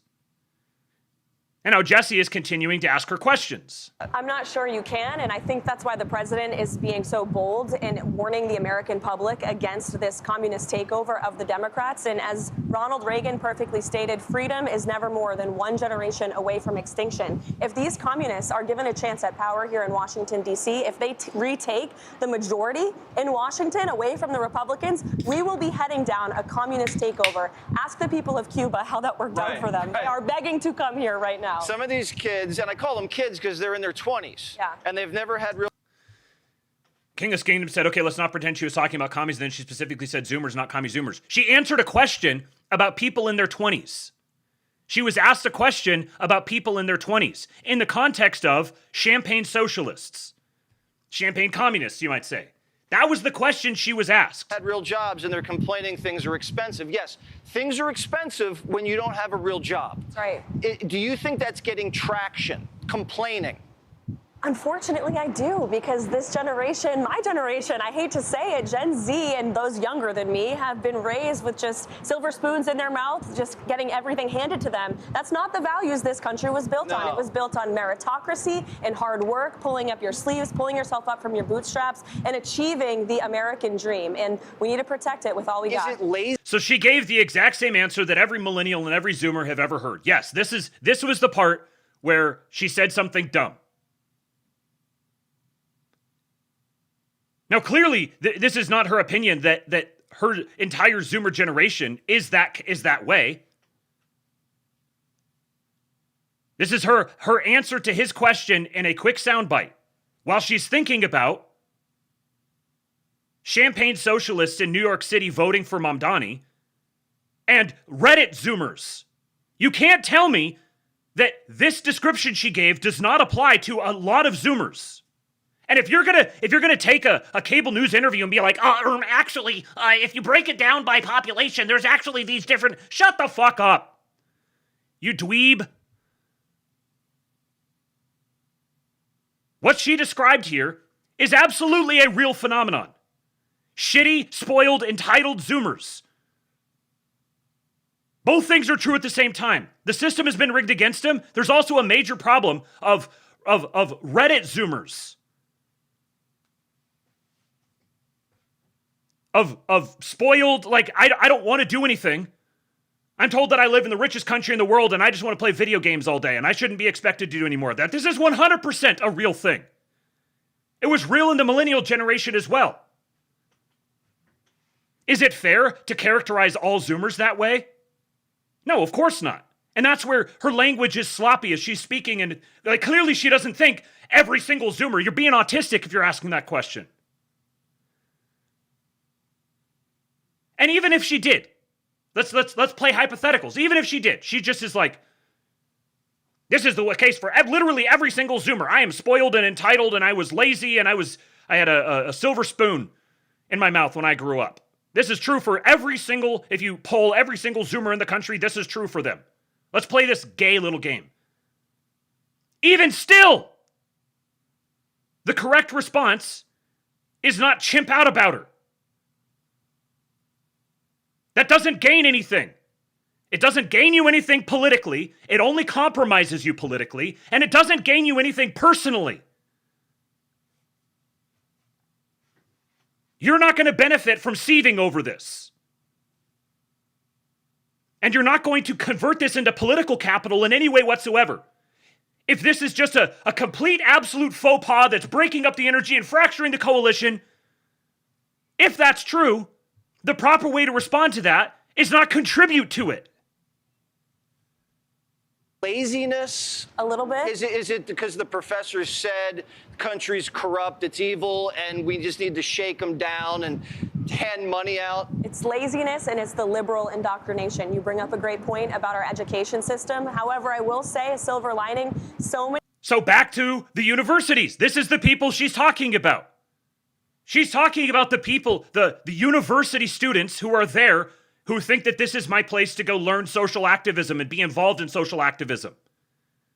Many parents that I talk to across the country are homeschooling, are turning to private education, are turning towards Christian schools across the country because they don't want their children being taught these communist and liberal ideas slammed down their throat. It's why President Trump in the White House has advocated so strongly for school choice across the country. We want kids to be taught to love our country. They should. It is the greatest country in the history of the world. All right. I say, if they misbehave, just make all these young This is kids the other join one. the army. Right? Shape them up. I almost had Or send them to Cuba. Send them to Send them to Iran. Cuba. They'll want to come back real That's quick. a good point. They can say hi to the gay Ayatollah. Thank you so much and welcome back, Karoline. Good to see you, Jesse. They're literally joking about sending commies to die in Israel. And somehow we've decided that we're going to construe that in a negative way. It just...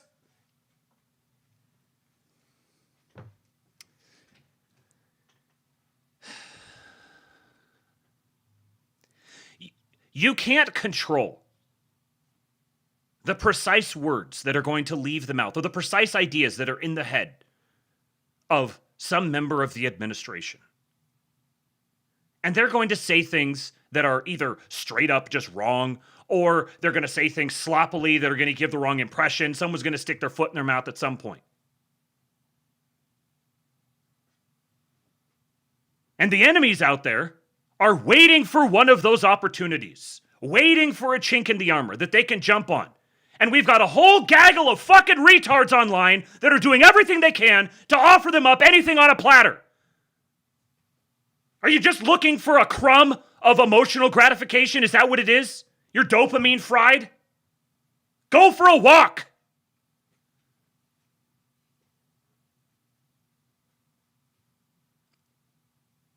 There is such political ineptitude still all throughout the so-called vanguard.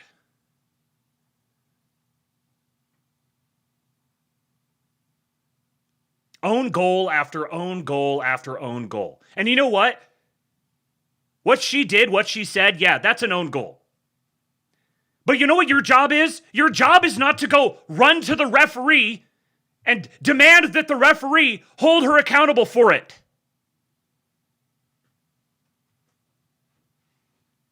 Once again, being sports illiterate strikes. When one of your own makes a mistake, the thing you do is you cover for that mistake. And the fucking press secretary is more important than you. Deal with it. She's more important than me. What is this desire? Where does this desire come from? From ostensibly right-wing people to somehow try to attach a scandal to the Trump administration. Are you bored?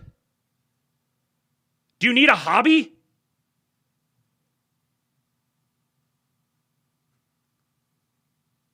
You should be doing one of two things. If you're going to talk, you're 100% circling the wagons, protecting your own at all time.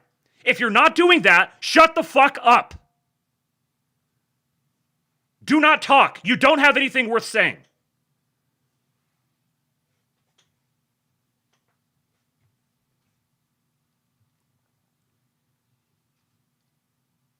So she comes out, and she shouldn't have done this. She shouldn't have needed to do this, but she shouldn't have done this.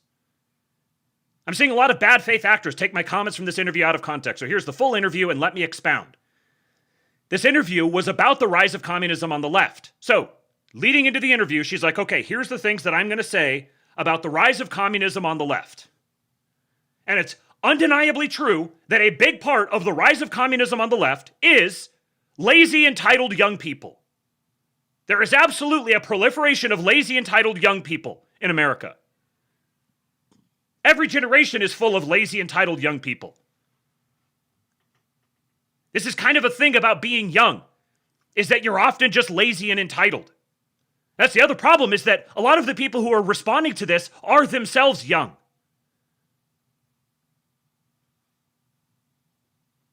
And there's a reason why it's been a long historical tradition that only the exceptional young people get a voice on things.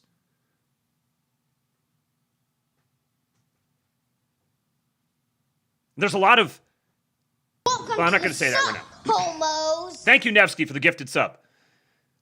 So her conversation here starts with the premise. I'm telling you, like, as a media, you go into the interview, okay, here's the subject we're going to talk about. Here's my prepared comments. We're talking about the rise of communism on the left. What are the things that are contributing to the rise of communism on the left?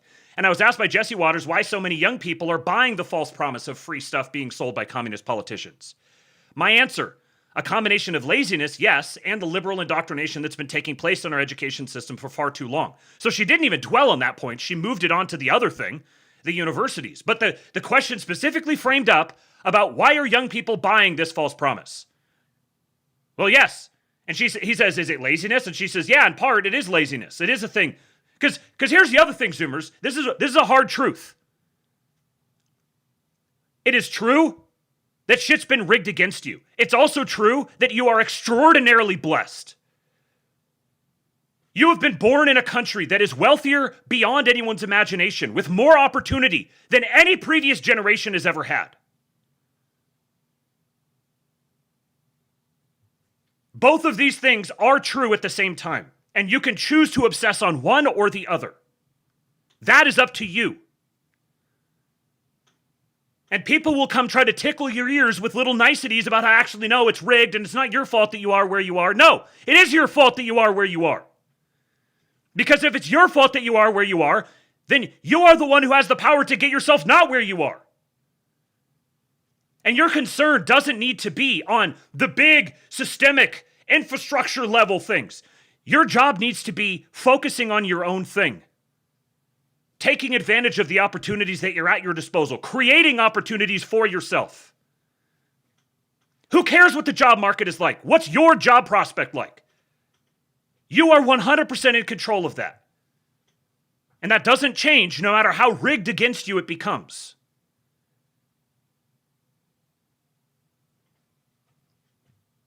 And again, as a millennial, I went through this exact thing myself. And no younger person ever wants to hear an older person tell them this. And yet the older people must say it, so the younger people can shrug it off and say, oh, they don't know what they're talking about, so that someday they can look back and be like, man, I was fucking retarded. I should have listened. There are far left educators pumping students' heads with garbage, convincing them that hard work and sacrifice won't pay off down the road because they want them totally reliant on the government instead. Or they want them radicalized and revolutionary and driven by a revolutionary spirit so they can be pointed in some direction to go destroy something. I went on to say that's why President Trump is a huge advocate for school choice and why so many parents I know are turning to homeschooling. The idea that we would have the press secretary openly talking and proclaiming how great it is that there's a rise in homeschooling and church schools, lauding private schools. This was unthinkable a couple of years ago. I was homeschooled growing up. My siblings were homeschooled. There was a time there where we were very seriously considering what our prospects were going to be when homeschooling was outlawed. And we were going to keep doing it anyways. A bunch of you are probably too young to remember that time. But it was very real. Now we have a press secretary who's openly championing homeschooling. Good parenting matters more than anything, but a solid civics-based education is also vitally important. I care enough about our country to tell uncomfortable truths, and it's an undeniable fact that a growing number of young people in our country are falling for the lies of socialism and communism. Obvious fact. Sold to them by anti-American politicians who've never built anything. Obvious fact. Offer no real solutions. Obvious fact. And are intent on tearing down everything that makes this country great. Obvious fact. At the same time, it's also true that many Gen Z Americans are hardworking, entrepreneurial, and deeply patriotic, and it's vital we protect the American dream for them. This whole thing turns into, oh, you have to say it. No, you have to say that I'm different. No, I'm a Zoomer, and I don't identify with the thing you said. You have to say that I'm different. Notice me. Say my thing. Give me my attention. Yes, here you go. Yes, obviously. This is obviously true. That's why I'm honored to work for President Trump and speak on behalf of an administration that is implementing the right policies to do this. Lower taxes, less regulation, stopping Wall Street from purchasing single-family homes, Trump accounts, and the deportation of illegal aliens who are taking our housing and jobs. If she was going out and she was saying this in an environment where none of these things were happening, maybe it would be different. I don't know. That's a fake reality that will never exist.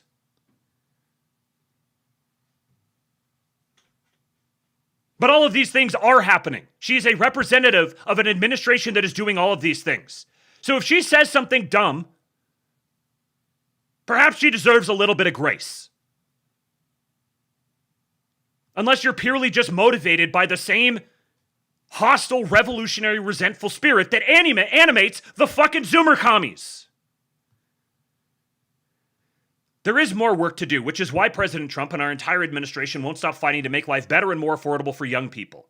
As the president has correctly warned, communism is the enemy of free people everywhere. It is the enemy of the Constitution. Above all, it is the enemy of July 4, 1776. They are lobbing you softballs. So I will continue to call out the radical Democrats, socialists, and communists who are lying to our youth, and I know the president will continue to pursue an economic and domestic agenda that expands and strengthens the American dream for generations to come. If I was advising her, I would have said, no, don't post it. You don't need to. Yes, everything you said is exactly right.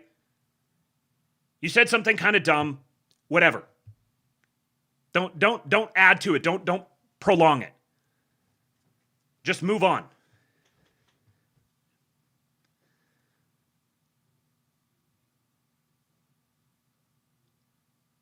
Again, the reason why this animates me is because I think that a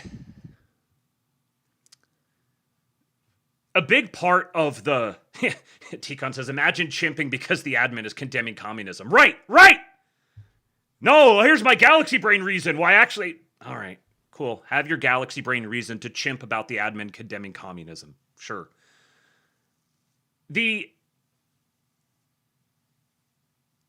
I have, like I said earlier, I have I have like a burden that I feel for the younger guys because of life experiences I've had, life experiences that I've watched in friends and family, and then just, I don't know, just something that I've always had. And there has been one of the things that happened with both my generation, I think, and with the Zoomer generation is there were not enough people. Every truth, every hard truth was either not delivered at all. It was like couched in just some sort of a subversive, passive aggressive, just condemning you for the character of your whole generation and not useful or productive. But there was also, it was very feminine. There was a lack of men who would deliver those hard truths. in the way that a man needs to deliver a hard truth to another man.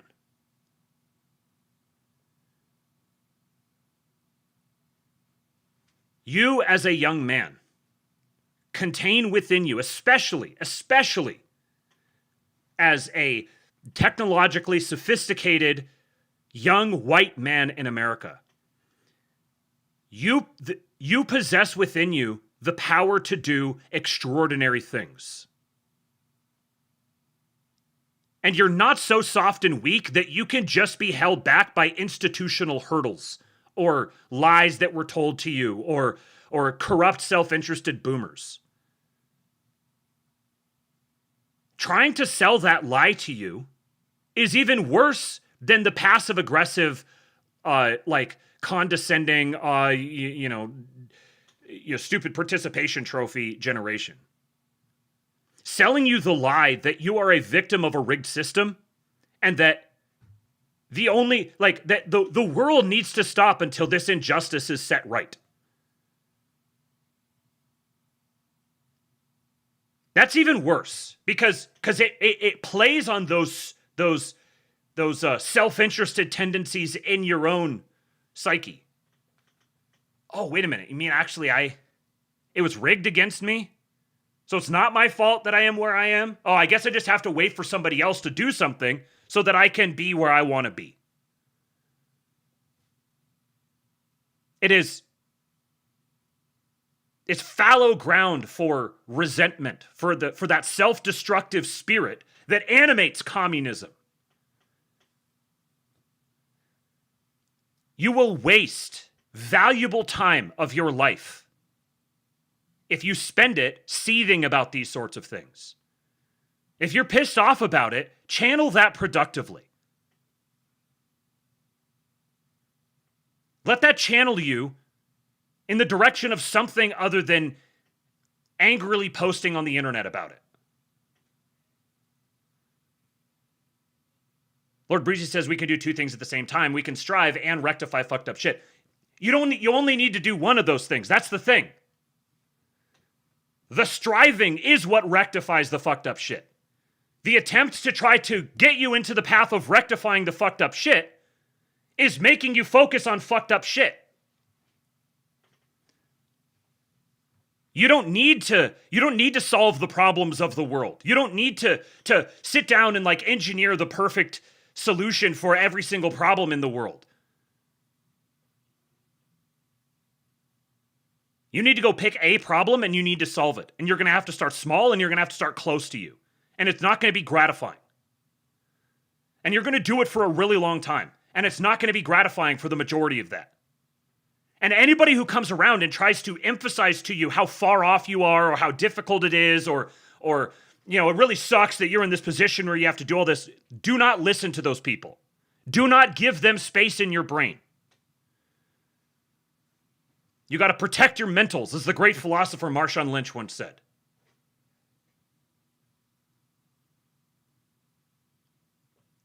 Really,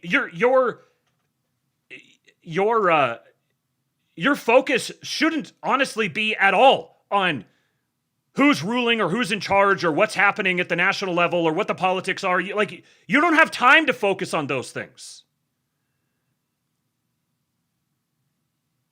Your whole premise is, we're behind the curve. We've lost things because there wasn't all these ladders that were there for us. So we have so much further we have to climb so much more slowly. Well, you better fucking get to it then.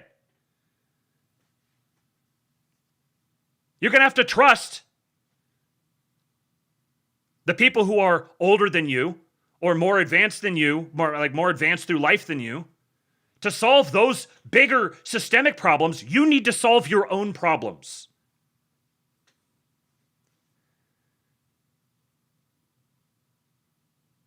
And nobody wants to hear that. Nobody wants to hear the David Goggins sort of message. But there are people who need to hear the David Goggins message, whose lives are changed because they hear the David Goggins message and they embody it themselves. All the cliches, blocking out the noise, suffering, working, all that stuff. There's a reason that it seems trite, and it's because it's so true that it seems trite.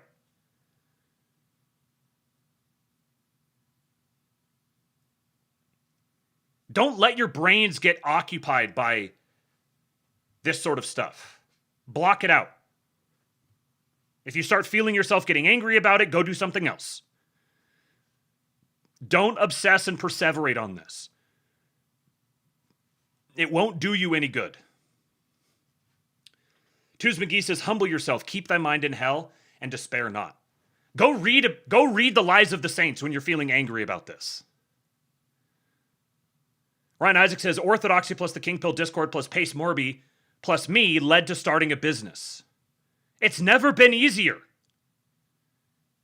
If you focus on the pathways that have had all the hurdles erected in front of them, then yeah, it's difficult going that way.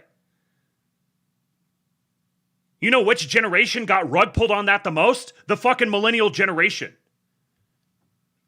Because we were so far advanced along before it became clear that the whole college and go get a job and have a pension and a 401k and all of that.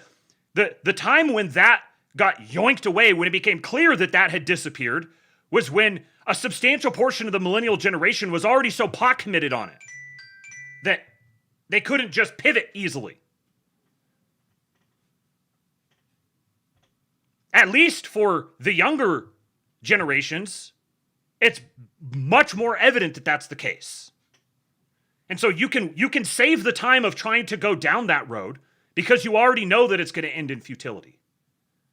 And instead, you can take the alternate paths that in many cases are much, much easier and much more readily available to you using the technology that is at your disposal around you.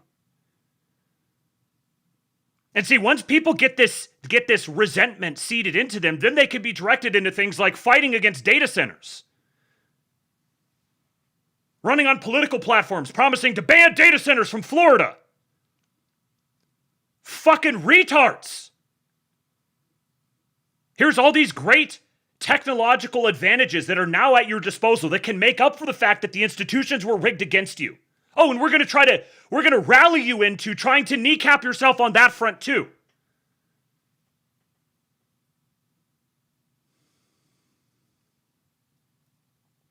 Living Dead says, imagine having a foreclosure at 26. That was the millennial experience. Yeah, or joining the military and dying in the desert for Israel.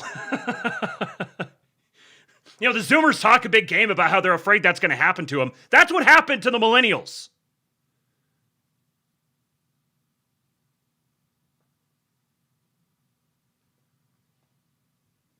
Nobody ever wants to hear these sorts of hard truths. It's much easier to just yell about the boomers, blame it all on them. And you know what? When the boomers are gone, it's going to hit us like a fucking train. I fucking love trains! You're going to have to. You have no idea just how much social infrastructure still exists and is upheld by the boomers. And we're not remotely prepared for them to go. It's so easy and fashionable to just hate the boomers because it's just like a low-tier Reddit-brained meme. But everyone has met a bad boomer once upon a time or heard a story about a bad boomer or whatever. And it feels good to be like, oh, actually, it's not my fault. It was rigged against me. I'm not responsible for it. You know how fucking gay it is to look for excuses for why you're not responsible for something? Like even putting yourself into that frame of mind is dangerous. There are times where you need to, for sure, obviously.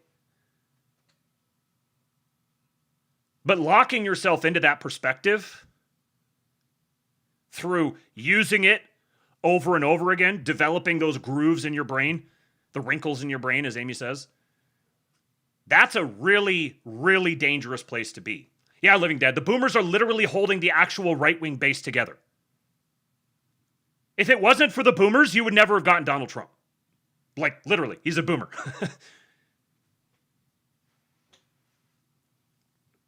So you could choose to say, yeah, the boomers fucked some shit up, but then they gave us Donald Trump on their way out. How about that for a framing? The golden age becomes the legacy of the boomers. We've talked for a while about redeeming the boomers, coming full circle on the boomers.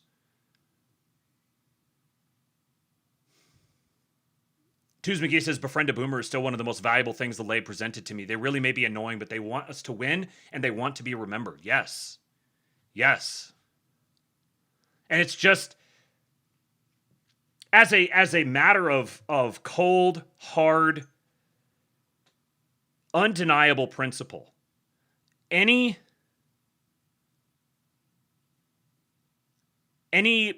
message that wants to convince you about why the people who came before you are villains is definitionally anti-right-wing.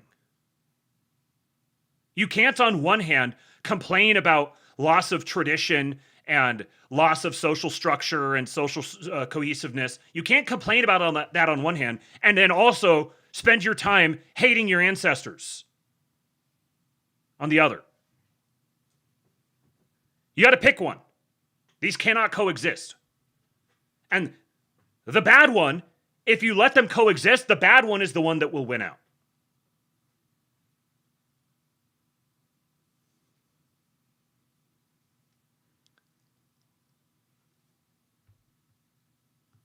Kind of the irony about all of this is that the people who hate the boomers actually hate the boomers because they want what the boomers had. So they actually are envious of the boomers, which makes it even worse. Like that's even like that envy leading to hatred is just, I mean, it's Cain and Abel. If you're hating the boomers, you're embodying the spirit of Cain. Like just not even like metaphorically or rhetorically, literally. Trust Plan Star says, this is why we have to trust the plan and put in the work. We got bailed out with Trump. We have to take advantage. Yes. And I've seen some people frame this as like the thing with Karoline Leavitt, that they're like, they tried to frame this up as like, actually, no, we're like trying to protect Trump from himself. He's being betrayed by his press secretary, and we're letting him know he needs to fire her. It's like, as if it hasn't become abundantly clear at this time, that is not the role that you ever need to occupy with respect to Donald Trump. You're not helping Trump. When you're attacking members of his administration, you are not attacking them on behalf of him. When they don't belong in the administration, that is determined by definition by President Trump. It's just I've come full circle on this, that you can wander around in the galaxy brain wilderness where you try to argue your way out of obvious truths like this. But in the game of politics in the Big 2-6, it is really that simple.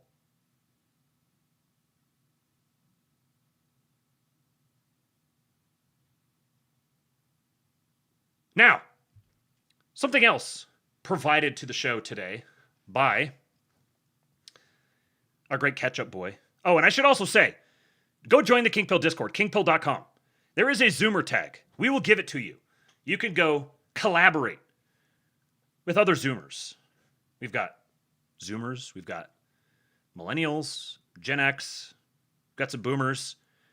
I think probably I don't know, it seems like it's probably split between Millennials and Gen X, or Gen Z in there, I think. And then we got a pretty good number of Gen Xers as well. But it's a very good group of people. Gets rave reviews. I can't say anymore. Just kingpill.com. The Broccoli Boys, yeah. So Heinz presented this today for consumption, and I was like, this is just so perfect. So perfectly timed. Why Gen Z is the new silent generation. And I've been waiting for someone to do a great breakdown on this. Using basically, it's borrowing from the Strauss-Howe generational theory, the fourth turning, which, like all frameworks like that, it's truthy is what I refer to these things as. There's truthiness to it, so they're interesting to use and to play around with as like a framework. And then obviously there's going to be generalities or generalizations or things that aren't perfectly coherent, perfectly accurate, whatever. But there's definitely a truthiness to this because of the way that human generations interact with each other and the lifespan of humans. By the time you've hit the fourth generation, typically that fourth generation is not really going to overlap at all with the first generation. So they're going to wind up, like those are the truths from the fourth generation that would have been, or from the first generation that would have been passed down to them. Like by the time those people die, you're getting all of their experience and everything passed to you second, third, fourth hand. And so the human species writ large has a life cycle just like individual humans do. Once you've reached the point where the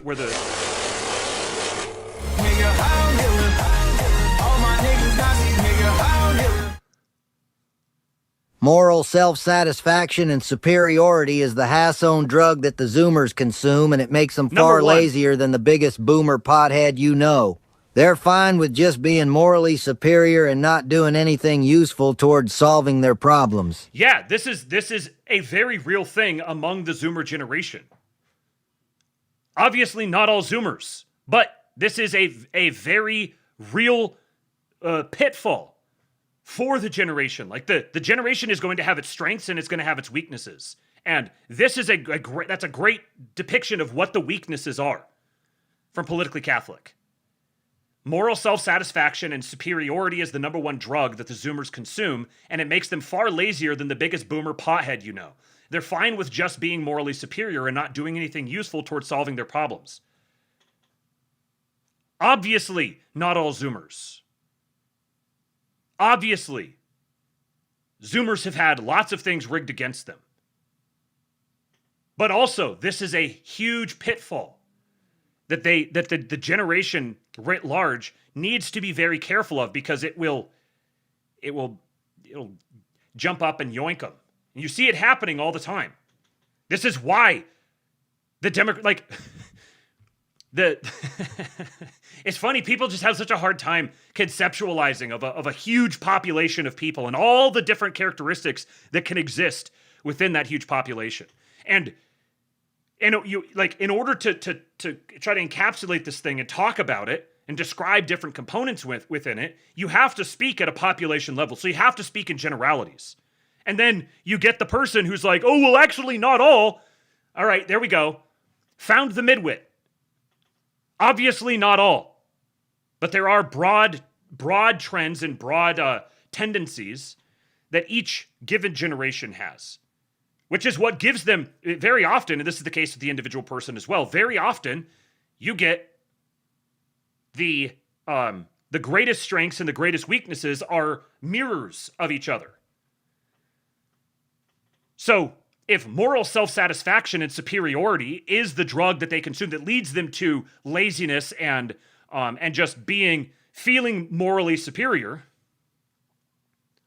the flip side of that is that the properly aligned, centered, church-grounded Zoomers will actually be self-satisfied and morally superior. They will actually manifest those traits. They will manifest those characteristics. So this is a really interesting breakdown about why Gen Z is the new silent generation. Silent being the generation that preceded the boomers. And there's really fascinating parallels here. Now, a warning, there is some shit libbery, I suppose. It's very thoughtful, and he's got some other interesting things on the channel, Philosophace. But so you'll get a little bit. It's produced. It's made for a popular audience by someone from a popular perspective. But what's Politically Catholic saying here? He says, "You nailed their enviousness too. Cain and Abel." Someone's been lurking on my timeline. I've been calling the Novus Ordo liturgy the sacrifice of Cain recently. Andrew, I love you. Because the people, largely Zoomers, who support the Novus Ordo are insecure in their faith because God hasn't blessed the NOM, but he blesses the TLM regularly. That's why they keep trying to shut the TLM down. The NOM Zoomers envy the blessings God is giving to the TLM. Well, I will let the Catholics hash out that particular that particular debate. But Politically Catholic is here in the YouTube chat and on X and in the King Pill Discord if you'd like to debate that with him. Lord Regis says, yes, it is incumbent upon the Zoomer to be better and achieve, but not all laziness is spawned by the same things. Much laziness comes from despair and not knowing what to do. Right. Which is, like, that doesn't excuse it. That's the thing. It doesn't excuse it. You still have to, even if you are despairing and you don't know what to do. That's exactly why I'm saying the things that I'm saying. Because if you are trapped in that sense of despair and analysis paralysis and fear and insecurity, like, there are very real environmental reasons why that is the case. And there are people who are culpable for creating the circumstances whereby you would experience those environmental phenomena. And yet still, you cannot give in to despair. You cannot let that motivate you to inaction. And above all, you cannot listen to anybody who even hints at that being an acceptable response. No, there's too much. It's so bad. We're so far gone. It's been, this isn't going to change until the people in power decide to make a change, and any of that sort of stuff. You don't need systemic changes in order to take control of your own life and make the most of what you've been given. And it's a great lie. They will try to tell you that the only way you can do these things is after the systemic changes come, and you will be waiting your entire life for those systemic changes. If those systemic changes are to come, they are going to come through the Zoomer generation. As he depicts here, why Gen Z is the new silent generation. They're anxious, they're risk-averse, they're hyper-aware of global collapse, they're always accused of being weak, they grew up being constantly watched. No, I'm not talking about Gen Z, I'm talking about the silent generation. They're the cohort history barely narrates. Right in between the self-proclaimed greatest generation and the endlessly criticized boomers, the silent generation learned early that attention was dangerous. They survived by keeping their heads down, building the world everyone would later argue inside. Right now, the oldest members of the silent generation are turning 100, just as the world drifts back into familiar instability. The conditions that shape them are resurfacing, but the generation that learned how to live through these conditions is nearly gone. This makes us wonder, what... There's that pattern I'm talking about. The circumstances today have a lot of parallels to the circumstances that the silents lived through, because they're these parallel generational cohorts. But the truths from the silent generation are mostly lost to the Zoomers by the simple fact that they didn't overlap very much. And it'll be even more the case for the next generation. And each generation has the responsibility of retaining as much as they can from the previous generation. The previous generation has the obligation to also pass on as much as they can, but both sides bear this responsibility. And one of them dropping the ball is not justification for the next one also dropping the ball. If your father sinned, your responsibility is to make up for that sin, not to commit your own sin because he sinned. Politically Catholic said, despair, a sin, that leads them to sloth, also a sin, just means they're sinning twice. What was the impact from these people we almost never talk about? The silent generation didn't dominate culture through spectacle and didn't win by ideology or aesthetic rebellion. Instead, they influenced the world through tone. They believed the highest moral good was continuity. Stability mattered more than self-actualization. Function mattered more than identity. This is the generation with the least mythology. We don't commemorate their influence. We just live inside their influence. The silent generation left a world designed to survive anxiety without collapsing into chaos. A society optimized for risk management and emotional control. History is cyclical. What goes around comes around. And Gen Z is actually mirroring the traits of the people who came decades before their birth. Today's youngest adults aren't exactly acting like revolutionaries. So this says, does anyone else feel like Generation Z is becoming eerily similar to the silent generation? I've noticed a lot of similarities between the two as the years go by. Here are a few. Both grew up in times of economic strife, Great Depression and current recession. Both grew up in times of political turmoil, labor fights and current culture wars. Both experienced social upheavals, transition from socialistic to traditionalist attitudes in the 30s and 40s, decline of progressive culture in the current era. Decline of progressive culture in the current era. There's also a ton of differences between the two, so they're completely the same. And yeah, again, like you're going to see broad patterns. Once you, the more you try to drill down, the more granular you try to get, the more those patterns are going to disappear, and that's just a matter of scale. But the same opportunities that existed for the silent generation at the broad overview level, exist now and will continue to exist for the Zoomer generation. In many ways, the Zoomers are the first generation that actually have the they don't necessarily have to be bound to the previous ways. They have a great opportunity for exploration and for establishing the new ways, cementing the new ways. As much as they're acting like caretakers in training. So if Gen Z really is the new silent generation, we need to understand what kind of world requires a generation like this to exist at all. The silent generation was born into a world that was already breaking. They were born. T-Con says part of their problem is also that they're currently at the age where they know everything and no one can tell them anything. I didn't realize how retarded I was until late 20s or 30. Yeah, like, it was probably later than that for me. And even still, like, I'm 37 in age, but, you know. Yeah. Living Dead says, life is hard, a lot of it is boring, and even more is strife. What else are you going to do? You don't have anything else going on but to live. Work to be honorable and not to toil in your time here. That is a life well lived. Yes, yes. And then there was something else here too. Colin Rosh says, paralysis through analysis. Just shut up and retard max. I have to tell myself this often. Yes. Just shut. When you see the thing that's making you mad, you just got to shut up and retard max. And I understand that this needs to be applicable to me too. And this is why I went back and forth on why I even wanted to talk about this. But I decided I wanted to talk about it because I want to convey this to younger guys. Don't let yourself get bogged down in these things. Tooz McGee says the admin cannot get rid of despair for you. That is a banger.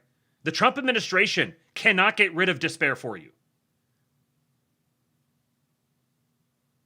That's what the church is for. Enchanted Hero said, it's later than you think is a message for Zoomers. No one will convince me otherwise. That is a banger. Yes. It's later than you think is a message for Zoomers. You don't have time to rue what's been done to you. There's work to do. Were born between 1928 to 1945, which was kind of a waiting room in world history. The Great Depression destroyed this illusion that adults were in control, and World War II made that uncertainty permanent. There was some serious stuff going on, and these children were raised to not interfere. They were raised to intuitively understand that survival depended on not adding weight to a structure that was already breaking. The Great Depression took away a lot. Banks closed, jobs vanished, families moved suddenly or fell apart. Scarcity trained them early as sort of a muscle memory. Food, money, attention, and emotion were treated as finite resources. So you could see there's a parallel, but there's also an inversion here. With the parallel is almost in the inversion between the Zoomers and the silent generation. You're dealing with like the relative scarcity or abundance of things, and an overabundance is almost as bad as scarcity. When you have like maximal abundance, then it's like you get analysis paralysis, you get gluttony, you start drowning in all the extra abundance, you get distracted by the abundance. The scarcity can be a benefit because it focuses you. But in both senses, you're dealing with, at a broader level, you're dealing with economic insecurity. And I can tell you, every single Zoomer who rues the conditions of the day would not change them for the sort of scarcity and starvation. They would not voluntarily take on that level of suffering through the problems of deprivation and scarcity that the silent generation lived through. The reason why I can tell you that is because none of them do. They truly could if they wanted to. This is one of those great, extraordinary blessings that can totally slip past you because it's the water that you swim in. You live in the greatest, wealthiest nation on earth. Yeah, things are difficult, but they're so much easier here than they would be anywhere else. And you're trading one set of difficulties for another. Tooz McGee! God is greater than your illness, whatever it may be. Deepest disappointment, greatest worry, worst enemy, most difficult problem. Believe it, live by it, affirm it, claim it by faith, and use it as a pillow to rest your weary soul. St. Isaac, the Syrian. Never in my life did I think that I would get the opportunity to have the words of St. Isaac the Syrian presented to me by Dale Gribble. Mr. Carroll, you are a patriot. Thank you for that, sir. So incredibly true.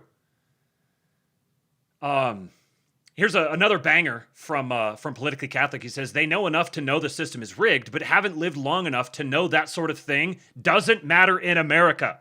Yes! Yes! There's what Dale just said and what Populibs just said. Those two things. If that's all you take away from this. I'm going to say that again. God is greater than your illness, whatever it may be. Deepest disappointment, greatest worry, worst enemy, most difficult problem. Believe it, live by it, affirm it, claim it by faith, and use it as a pillow to rest your weary soul. From St. Isaac the Syrian. And you, dear Zoomer, you know enough to know the system is rigged, but you haven't lived long enough to know that sort of thing doesn't matter in America. Your ancestors had all sorts of things rigged against them. And they overcame all of that to put you where you are today. There's no better place to be than America. Authority was respected on the basic fact that it just had to be respected. Challenging authority felt dangerous. Rules existed to prevent further disaster. Even though conformity would later be called out as weakness, conformity during this era was just basic situational intelligence. This generation learned when silence was safer than honesty, when obedience preserved stability, and when standing out made you a liability. Many of them were the children of immigrants, Dust Bowl survivors, or families one bad week away from losing everything. Patriotism, thrift, and loyalty were survival strategies. The unspoken rule of the silent generation childhood was simple. Adults are overwhelmed, so don't become another problem. Emotional control was expected. Anxiety had no outlet, so it turned inward and sharpened. The most startling fact about the younger generation is its silence. By comparison with the flaming youth of their fathers and mothers, today's younger generation is a still small flame. It does not issue manifestos, make speeches, or carry posters. It has been called the silent generation. Time Magazine, 1951. Radio sat in living rooms delivering constant updates in calm, measured voices. War news, economic reports, presidential speeches. Fear was narrated with composure so catastrophe could arrive politely. Children absorbed the message without interrupting. The tone stayed steady even when the content was horrifying. Yes, the world is unstable, but you're expected to remain composed while it happens. You need to listen. You need to regulate yourself. You need to shut up and keep going. Franklin Roosevelt's fireside chats reassured people, but they also normalized the idea that enormous problems could be explained calmly while you sat quietly and just took it while looking at a fireplace. A symbolic fireplace. That internal pressure showed up in the culture this generation created. I mean, good grief. Which part, Andrew? You said play that again. Living Dead says, a few weeks back I said, speak to the boomers, govern for the zoomers. That's what the admin does. They talk to keep the boomer base on side so that they can govern Longview for the zoomers, whether it looks like it or not. Yes. Yes. 100%. Speak to the boomers, govern for the zoomers. So then the zoomers, if you're listening to this, I'm telling you this is true. You can realize this is true. You can incorporate this into your whatever your toolkit for the modern world. As you listen to statements from the Trump administration, particularly when they're delivered by the blonde bimbo on Fox News, you can recognize they're speaking to the boomers. And you can deal with not having your feelings or your particular take on something or your special perspective being validated or gratified. You don't need that. Sure, it feels good. It's nice when it happens. That also happens plenty. But not every single thing needs to be directed at you. Steady, even when the content was horrifying. Yes, the world is unstable, but you're expected to remain composed while it happens. You need to listen. You need to regulate yourself. You need to shut up and keep going. Franklin Roosevelt's fireside chats reassured people, but they also normalized the idea that enormous problems could be explained calmly while you sat quietly and just took it while looking at a fireplace. A symbolic fireplace. That internal pressure showed up in the culture this generation created. I mean, good grief. Charles Schulz's Peanuts resonated deeply. These children lived in a stripped-down world with no visible adults, carrying adult-level dread in small bodies. Charlie Brown is earnest, rule-following, deeply anxious, and perpetually trying to do the right thing in a system that keeps disappointing him. This was not satire. There was no irony in this. Peanuts was a recognition. It's what childhood looks like when kids are forced to emotionally metabolize adult fear without the language to name it. Dr. Seuss. So this is like this is a fair depiction of the experience of the silent generation. You can see the parallels with today, where it's like nobody's in charge. Why do I have to care about these things? Why are these things on my radar? I'm a young person who just wants to be like doing my thing, and yet I seem to have to care about all these political goings on. Is there anyone in charge? Has everyone just abandoned the ship? Is anyone at the wheel? They went through that, and it was paired with the deaths of millions of their relatives and their adjacent cohorts. They went through it, they survived it, and they went on to build something glorious out of it. The Zoomers are going to do the same thing.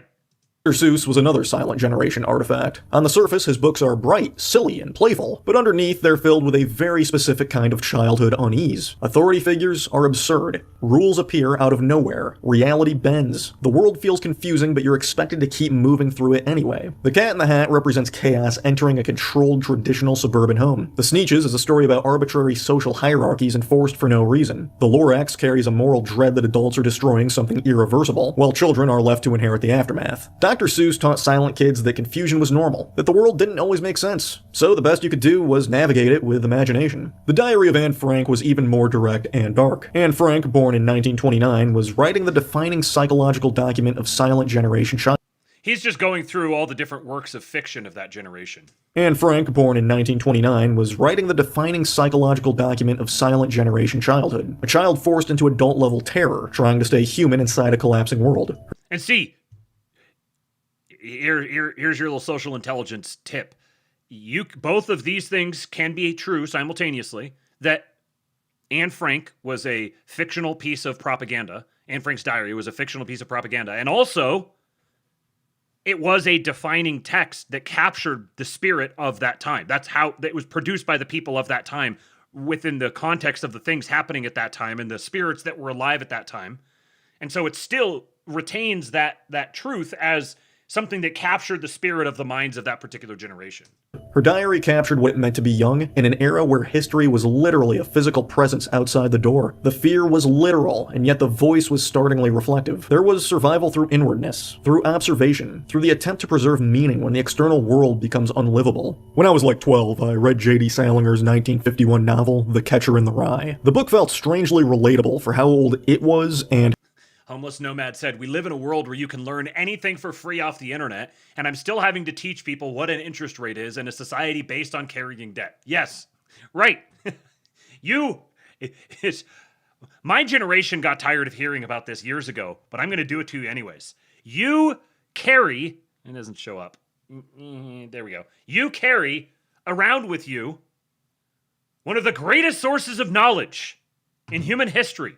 You can run $1 million businesses from this thing. You don't have time to complain about what the press secretary is talking about.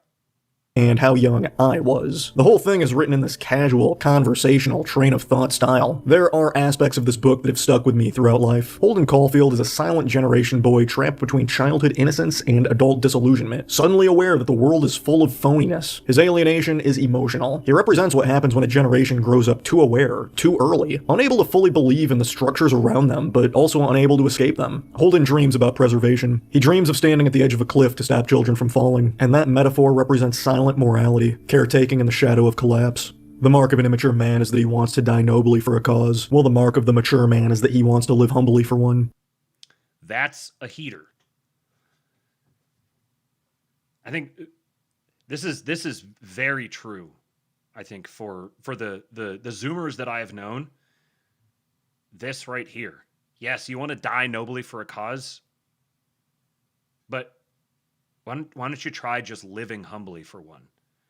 I'm not saying this as a condemnation of pride or anything necessarily. It's not the humbly part of it isn't really what I'm focusing on. It's that you have that that spirit that you just want to go off, you just want to die, just die for the cause, oh, sacrifice myself. And that's good. That's a good instinct to have when it's properly directed, but it's the exception. It's not the rule.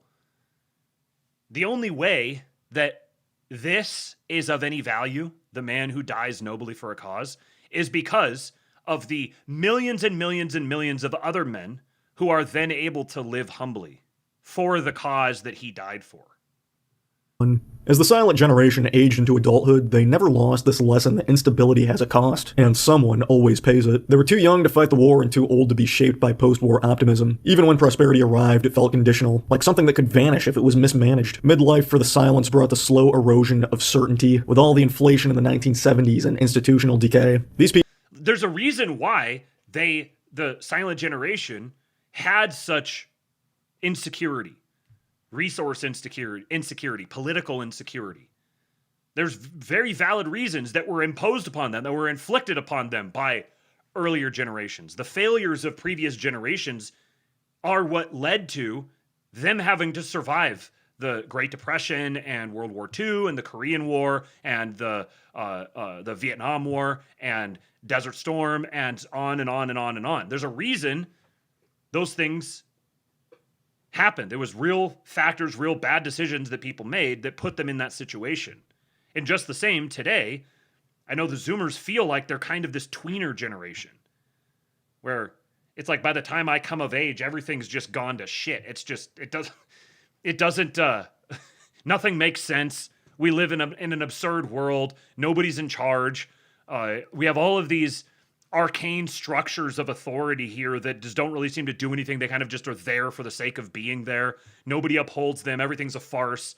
So it's like I'm wandering through trying to navigate this meaningless world, which is going to give you that real sense of existential insecurity. These people were uneasy, silently uneasy. Imagine this, if you will. The Twilight Zone aired between 1959 and 1964. It's a show that shockingly ages pretty well. It did not rely on spectacle or violence. It didn't necessarily need special effects because it presented subtle moral traps, bureaucratic nightmares, technology that followed the rules perfectly while betraying human needs. Authority figures were not villains. They were worse. Authority figures were indifferent. The horror came from realizing the system was working exactly as designed. There is a fifth dimension beyond that which is known to man. It is a The systems are working exactly as designed. Like the point is actually the detached, impersonal arbitrariness that becomes the purpose of a system is what it does. In the same, we have that same phenomenon here, though it's manifesting sort of in a different way. It's sort of an evolution on the previous one. But you've got this, like everything is becoming automated and impersonal, and you can't just talk to a person, and you can't trust it. It's a machine. It's some sort of an opaque Rube Goldberg machine that you are like, you never know what you're going to get out of it. It's difficult to navigate in that world. You don't know what to expect. You're going blind. You have a limited field of view, so it's difficult to commit yourself to something without the recognition that there's going to be something to catch you if you fall. But like this is the heroic experience. You want to die nobly for a cause? You got to fucking jump. You can't say, well, there's no like safety net, and people have taken away all the things that might protect me or provide opportunities for me or all these things. I've been lied to in all these ways. Yeah, that's the big pit. Every generation has their big pit that they just have to let go and jump into, and each generation gets a different take on that. But this is and in this life, this is an eternal human experience. This is a perpetual human experience, maybe more properly put. You're going to have to jump. You're going to have to take the risk that you don't want to take. You're going to have to claw your way up against the odds. The system was working exactly as designed. There is a fifth dimension beyond that which is known to man. It is a dimension as vast as space and as timeless as infinity. It is the middle ground between light and shadow, between science and superstition, and it lies between the pit of man's fears and the summit of his knowledge. This is the dimension of imagination. It is an area which we call the Twilight Zone.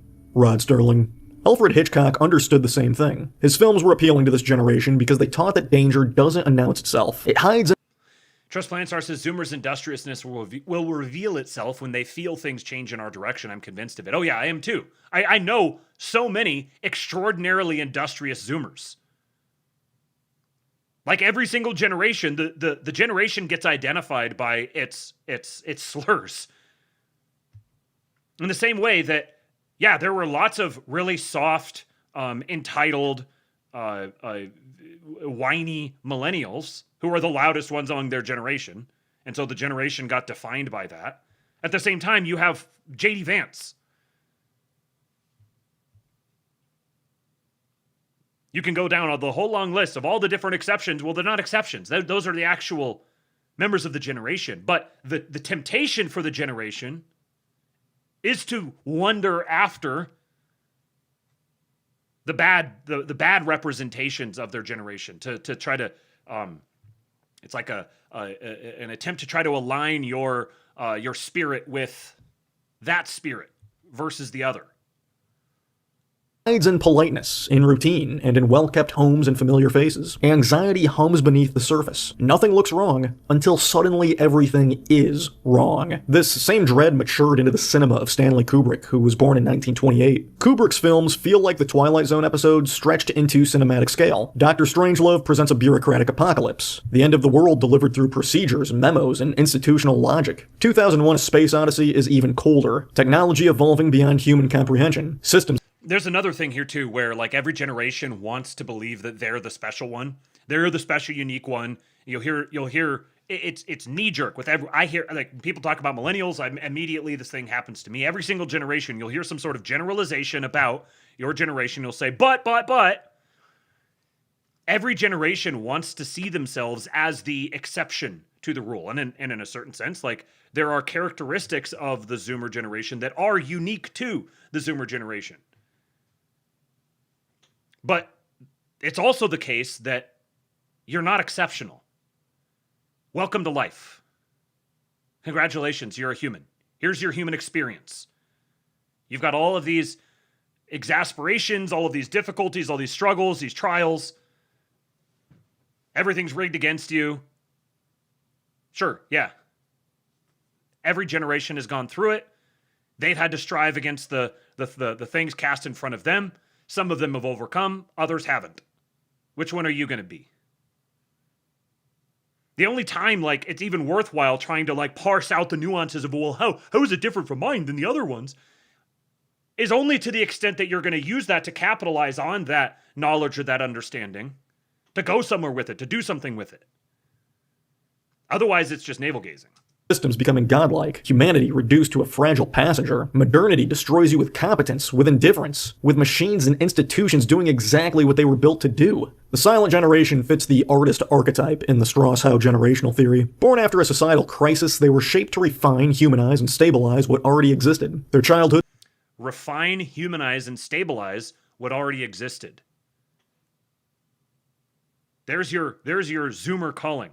Refine, humanize, and stabilize what already exists. Karoline says the ones constantly crying about how the system is rigged are too lazy to learn how to use that system to their own advantage. And that's something that is definitely not unique to the Zoomers. Literally every generation, even currently, presently, every generation complains about how the system is rigged against them. That is a universal experience. What you should take away from that is, oh, you mean you can rig the system? How can I rig the system? Childhoods were overstructured and emotionally compressed, producing adults who were adaptive, detail-oriented, and deeply aware of second-order consequences. They believed in maintenance instead of grand gestures. While other generations chased meaning through expression, the silent sought it through competence. They perfected systems not because they loved them, but because they feared what happened when systems failed. So their art, their work, and their ethics all carried the same imprint. Quiet, disciplined, and built to endure pressure without drawing attention to itself. What would they grow up to be like? When the war ended, the silent generation... One thing about a parallel here, I think, is that the actual industrious, accomplished, or maybe you say accomplishing, the ones who are in the process of successfully accomplishing things, the Zoomers for whom that is the case, you don't see them, you don't hear from them, like by definition, they're silent, they're just busy, and so it's easy to forget that they exist. But I know many of them. You just don't hear from them. They don't occupy this frame. They don't think about these things or talk about these things. They're just busy doing things. Like Isaiah Taylor, the Valor Atomics guy. They're just busy doing things. Because you can just do things. Generation arrived with a mandate. Do not let this happen again. Their adulthood coincided with Reconstruction instead of like when you realize, oh, the system's rigged, this is all absurd, these authorities are just like arbitrary, these structures are it's just like institutional muscle memory, there's these weird cargo cults or whatever. Like realizing that everything around you is absurdity can actually be a liberating experience. It can actually, and I'm not saying in the Luciferian sense, I'm saying in the sense that, wait. So everything is just sort of like arbitrary and you could just figure out how the thing works and just navigate your way through it, just take advantage of it. You're not bound to take this one single path. And if that path isn't available, then you just lay around and kill yourself or something. No, because that one singular path doesn't work, there's so many people who are piling up trying to take that path. Your whole scope of opportunity has opened up in front of you. Because now you can go out and carve your own path. You can go create, you can navigate around in whatever way you want. Of reinvention. Louder generations debated ideals, but the silence focused on function. They built stability the same way they had survived childhood, by tightening processes, professionalizing roles, and removing as much chaos as possible from daily life. The systems people now describe as rigid, bureaucratic, or soul-crushing were built by adults who had watched institutions collapse and decided redundancy was moral. Paperwork, compliance, credentialing, and HR culture were attempts to make failure predictable instead of catastrophic. Endless forms don't feel oppressive when the alternative is breadlines and war rationing. The silent generation turned work into structure. They normalized lifelong careers, pensions, and corporate ladders because continuity felt safer than volatility. They professionalized law, medicine, education, and government, stripping those fields of personality and replacing them with standards. Expertise mattered more. The Zoomers are going to have the opportunity to imprint their own values on the coming world. Because we're gonna go through this period of turmoil. We're in the middle of it, honestly. I think we're honestly like past the midpoint and we're starting on our way out, but this period of turmoil and crisis and strife and absurdity and all this sort of stuff. But then as we start coming out of this, it's going to start picking up steam, and that's going to correspond directly with the professional ascendancy and peak of the Zoomer generation. So as they are like wising up and settling in their 30s and 40s and 50s, that's going to correspond directly with the great onset of this new golden age of extraordinary discovery and development and accomplishment and all these sorts of things. That's going to be the purview of the Zoomers.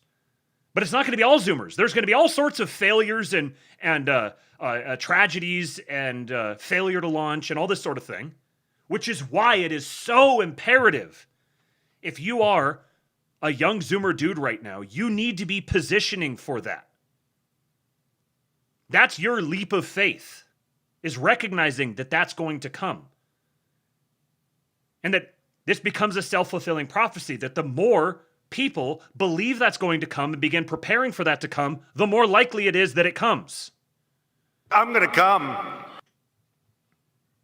Mattered more than charisma. Reliability mattered more than inspiration. The world they built may not have been exciting, but at least it was legible. Culturally, they left fingerprints everywhere while refusing to sign their name. They were early civil rights organizers, union lawyers, teachers, journalists, and administrators who moved history forward without turning it into a personal brand. Hello, darkness, my old friend. I've come to talk with you again, because a vision softly creeping left its seeds while I was sleeping, and the vision that was planted in my brain still remains. Within the sound of silence, Simon and Garfunkel. Musicians, filmmakers, and writers frame their work. Politically Catholic says, immigrants take all of our jobs. Adapt. Maybe the women are all sluts. Adapt. Maybe the immigrants are taking your jobs. Adapt. Maybe the system is rigged. Adapt. That's it. That's it. Yes, those things are true. Nobody's going to give you a cookie for recognizing those things are true. Everyone's dealing with their own shit. You got to go adapt. Adapt to your surroundings. What fire burns in your belly, white man? Are you going to be a victim of your surroundings, or are you going to adapt to them and overcome them? Just like every generation before you did.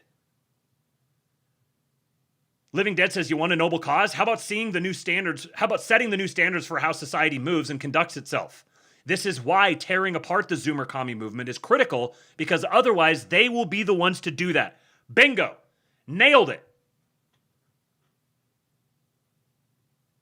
Work is serious craft, not edgy rebellion for its own sake. Silent Generation creators rarely claim to represent their generation. They believed work should stand on its own, detached from identity. Bob Dylan is the perfect paradox. A man mythologized as a revolutionary, who was, at his core, an artist of restraint. Born in 1941, Dylan arrived just in time with a silent instinct to turn anxiety into poetry. His early songs were unearthed tensions. They sounded like a generation watching history move overhead, trying to name the feeling of standing beneath it. Even when he became the voice of protest, he still refused the role. Early rock and roll was a subtle rebellion. Elvis Presley, Chuck Berry, and Buddy Holly all channeled anxiety into rhythm without overt politics. The Silent...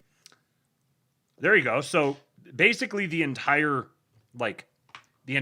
rock and roll, and really in a lot of ways Hollywood in general, but the entire culture of mass media was imprinted early on by the Silent Generation. And wouldn't you know it, right here, as the Zoomers are on the cusp of ascendancy into the main character role, here we have some fantastic new technology that's going to allow whole new mediums of, or media, whole new mediums of communication and artistic display. Silent Gen became the institutional caretakers of the post-war order. As mid-level leaders and planners, they helped engineer and maintain structures like NATO, the United Nations, and the expanding welfare state. They made these... Lord Breezy says, adapt but then fix it. It's not this bullshit binary, it's both and. No. It is precisely this. It's not a binary. It's just... It is. You just adapt. That's all you need to set your mind to, is just adapt. Adapting is fixing it. There isn't this like, oh, I need to like go off and like do this thing and then come back and fix it. No, if you go off and you do that thing, there won't be an it to come back and fix. And ultimately, leaving aside the truth of the matter, this is a matter of mindset, a matter of focus. Don't split your focus. What is it? Never half-ass two things, whole-ass one thing. You got to whole-ass one thing. You just focus on adapt. These systems operational. Yes, the boomers supplied the moral arguments, but the Silents wrote the manuals for those arguments. Their relationship with authority was complex. Vietnam and Watergate made them cautious reformers. They learned that trust should be managed instead of assumed, that cynicism seeped into policy, oversight, and media norms. Today's obsession with accountability and checks seems like it came from outrage, but it may go back further, coming from this generation that learned what happens when power goes unquestioned. Technologically, the Silents were the quiet bridge builders. They did not mythologize innovation, but they adapted to it faster than they're given credit for. They moved comfortably from radio to television, from paper ledgers to... Homeless Nomad says, you adapt to fix it. You have to stabilize you before you can stabilize society. Attach your own oxygen mask before helping someone with theirs. And to the extent, Lord Breezy, that that's what you're saying, you know, we're just like arguing over semantics, then yeah. But I'm saying as a matter of mindset, it's you're trying to maintain two different tracks in your mind and leave that other one off. You don't need that. That's not your concern. Because the act of adapting, the act of putting your own mask on, this is where the analogy breaks down, the act of putting the mask on is the thing that fixes it. Like, as more and more people do that, fewer and fewer things need to be fixed. Obviously, not everyone in a generation is ever going to do it, and this is why, part of why it's so silly to get so bogged down in these things, because we're just treading the exact same territory we've always gone through. Now, past generations have had better tradition transmission, or they've been more faithful to their tradition transmission devices, which is part of the problem here. Is that both the millennial and the Zoomer generations, I think, and both of us in the same way, and even you could even go back to Gen X a little bit, but we have this sense of being kind of adrift. Like, it was like we're starting a game without the full toolkit at our disposal. And so you come upon a boss battle, like you can't defeat the boss because you don't have the tools for it. But you're thrust into it. But there's no alternative. The only alternative is go gather the tools. You just got to find them. It doesn't matter.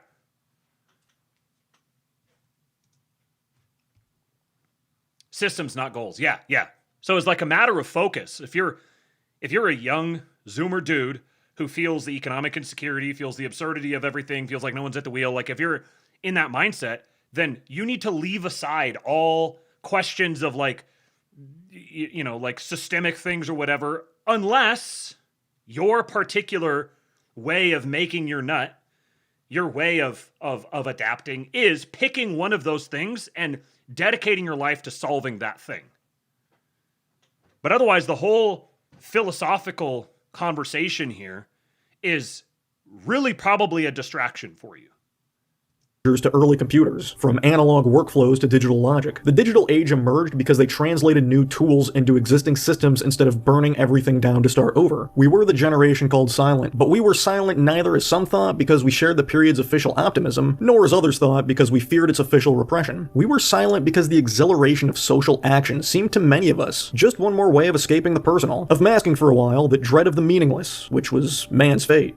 Joan Didion. This generation's legacy lacks a unifying aesthetic. There is no style, no revival era, no nostalgia market. Their culture was embedded. Thank you, Pale Morning Dude. And now the tip goal goes nuts. Not expressed. It lives in how meetings are run, how risk is managed, and how emotion is kept below the surface of public life.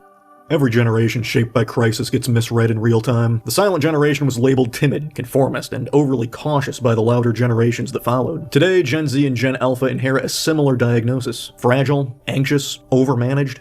He said, Pale Morning Dude said, nihilists and whiners don't build great things. Yes, so true. Homeless Nomad says, I don't think people are ready to see what happens when Zoomers adapted to that survival with limited tools mentality, suddenly inherit all of the wealth of the massive boomer and older Gen X generation hopping off the mortal coil. No kidding. No kidding.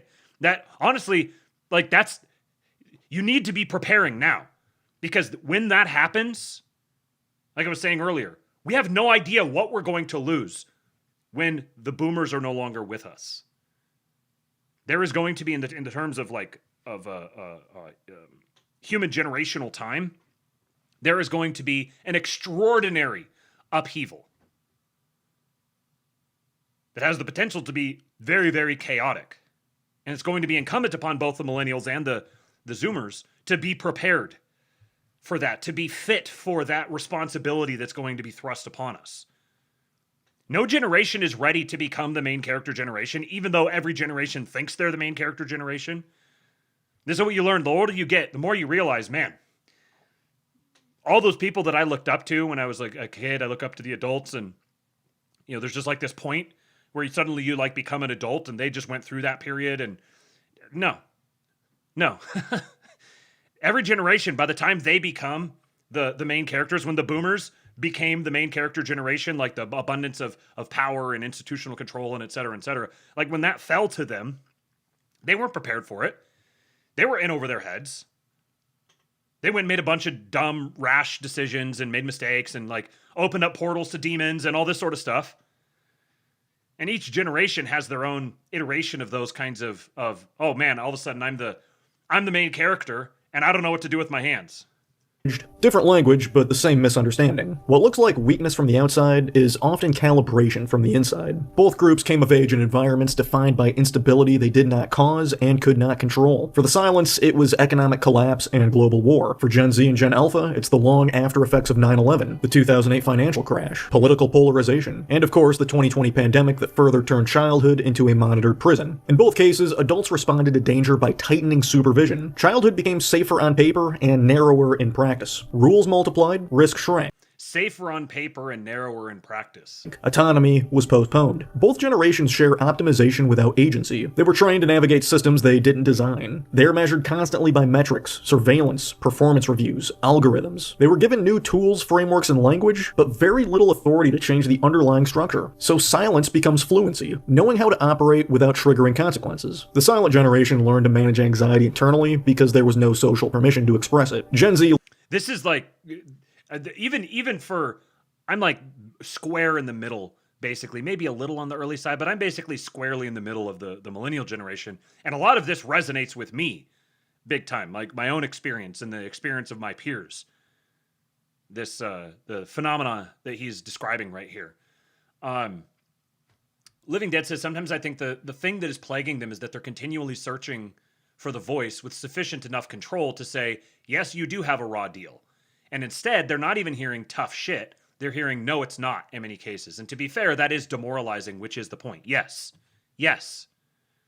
And that's why, and that's actually a good way of explaining of like encapsulating what I was trying to say earlier, that there needs to be the people who tell you tough shit and do it lovingly. And then you need to be able to accept that answer. Yes, you do have a raw deal, tough shit. This is what a father tells to his son, while the father is also dying, killing himself off to try to make it a better deal for his son. But it's never going to be good enough. And there comes a time where he has to tell his son, yes, you've gotten a raw deal, tough shit. You need to sack up. You need to overcome that. I had to do the same thing. My grandfather had to do the same thing, so on. These things, these truths have to be held together at the same time. Yes, you did have a raw deal. There you go. You have permission. It's not fair what happened to you. But tough shit. You need to make it happen anyways. Z learned the opposite. How to name anxiety precisely while still being constrained by systems that don't bend. Therapy language, debt aversion, quiet quitting, and institutional skepticism are adaptations to environments where missteps carry outsized costs. When risk feels permanent, restraint becomes rational. The Silents adapted to mass media that standardized behavior and centralized authority. Gen Z and Gen Alpha live inside platforms that track, archive, and rank every interaction. One generation learned not to stand out in a factory economy. The other learned not to stand out in an algorithmic economy. A timeless lesson. Visibility is exposure. Culturally, both generations prioritize care over conquest. The Silent generation expressed this through loyalty, duty, and institutional maintenance. Gen Z expresses it through community building, mutual aid, and mental health awareness. Neither trusts charisma. Neither believes volume equals truth. Authority is approached cautiously and skeptically. Resistance happens sideways, through disengagement, reframing, and quiet refusal. When I was a very young child, I watched the tail end of Mr. Rogers' Neighborhood before his retirement and passing in the early 2000s. As a kid, his show seemed corny, but coming back to it as an adult is this surreal, hauntingly emotional experience. Yes. Because you realize Fred Rogers actually may not have even been talking to children. It kind of feels like he's talking to you, as you are right now. Rogers understood that the modern world was going to produce overstimulated, anxious, overmanaged children, and his response was radically quiet. Just a steady voice saying your feelings are mentionable, and therefore manageable. That is a Silent generation ethic. Stability through emotional containment. Kindness as infrastructure. Rogers was teaching kids to be safe inside themselves. In an era where everything is performance, Mr. Rogers is what happens when a generation raised on catastrophe decides the most revolutionary act is gentleness. Throughout human history, we seem to have a lot of the same hopes and fears for our It's especially profound knowing what his background was. It's like that Jordan Peterson quote about what is it? Something about violent men and like having the capacity for violence and being able to keep that under control. Politically Catholic says, you live in the greatest nation on the planet. Tough shit. Imagine having to pull yourself up by your bootstraps in fucking Iran. You live in America, for fuck's sake, dude. You still have it great and have a ton of reason for hope. Yes. Yes. Don't. Like he was just talking about how they don't trust charisma. The big displays of emotion and stuff are suspect. No. You got to let your guard down. You live in the best fucking country in the world. You are alive at the best possible time. You would not trade the life you have today for any life you would have had in the past, no matter how much you want to romanticize it to yourself. When the chips are down, you would not trade it. Your life is a gift. You are blessed by God to be alive when you are and where you are. And you've been granted extraordinary blessings and tools to make the world better and to make your own life better. Navel gazing, seething with resentment, feeling sorry for yourself because things are rigged against you. Yes, things are rigged against you. Tough shit. You're in the best country in the world, the best time to be alive. Get to work. Our experiences. Notice how The Twilight Zone parallels so cleanly onto the modern series Black Mirror. Both shows emerge from the same fear: systems outpacing humanity, technology enforcing logic without empathy, and ordinary people trapped inside mechanisms that no longer feel accountable. Of course, Gen Z is more diverse, more online, more publicly expressive than the Silent Generation ever was. But they share the same archetype: the artist. Archetypes are about function. Artist generations don't announce themselves as world changers. They just endure. They absorb pressure. They refine the emotional and institutional infrastructure so something survives the chaos. In the 1960s, the Silents were dismissed as conformists while the world burned around them. Decades later, we realized they were the ones quietly holding the center. Today's youngest generations are being mocked in the same way, using different words. But history suggests something bigger is happening. These are generations being trained to do one thing and one thing only: outlast. Some generations never asked to be remembered, which may be why the Silent Gen influence is so easy to miss. This is kind of like Gen X's legacy. Their strength was never loud enough to become legend. It was quiet enough to become permanent. As they pass out of living memory, we are left standing inside what they built. The rhythms of work, the expectation of professionalism, the emotional tone of public life, the way institutions prioritize stability over inspiration. These are all inherited decisions, made by people who believe civilization survives through maintenance above all else. The irony is that their greatest success looks like stagnation. Systems that were designed to prevent collapse now feel slow, rigid, and impersonal. But that friction is the cost of durability. The Silent Generation optimized for survival across generations, and for a long time, it worked. History is turning again. The conditions that once shaped the Silents are daily realities. Gen Z and Gen Alpha inherited their caution. They are growing up inside systems designed by people who believed fragility was the greatest threat a society could face. However, today's youth are being asked to carry that weight consciously. They see the cracks, they feel the pressure, and instead of denying it, they're learning how to live with it. Artist generations create work that is invisible until it's gone. Only later do we realize that everything still standing bears their fingerprints. Throughout human history, it has been said time and time again that a wise man once said nothing. A wise man understood the difference between noise and meaning. He understood that silence is awareness. It is the ability to sit inside uncertainty without immediately turning it into performance. We live in The ability to sit inside uncertainty without immediately turning it into performance. an age that treats expression as existence. If it isn't posted, declared, branded, or reacted to, it's as if it never happened. The Silent Generation came from a world where the opposite was true. What mattered most was often what couldn't be announced. Endurance was private. Character was unbroadcasted. Strength was measured in what you didn't need to prove. Not every generation is meant to shout. Some are meant to listen. Some are meant to hold steady. Some are meant to carry the weight without narrating it. The content of history is read from the loudest voices in the room, but the context of history belongs to the ones who knew when to be silent. How Gen Z will raise Gen Beta is another... We cannot call them Gen Beta. Please, don't do that to them. Do not call them Generation Beta. There has to be another term. Banger, yes, Enchanted Hero. Generation Banger. That's what they are. Generation Banger. Or Bravo. Bravo works as well. They cannot be Generation Beta. Tikon sent an Unk alert over on YouTube. I am become Unk. Hugh Janus over on YouTube said, silence invented everything computer, by the way. Yeah, it's funny. I was just thinking about something along those lines that was that,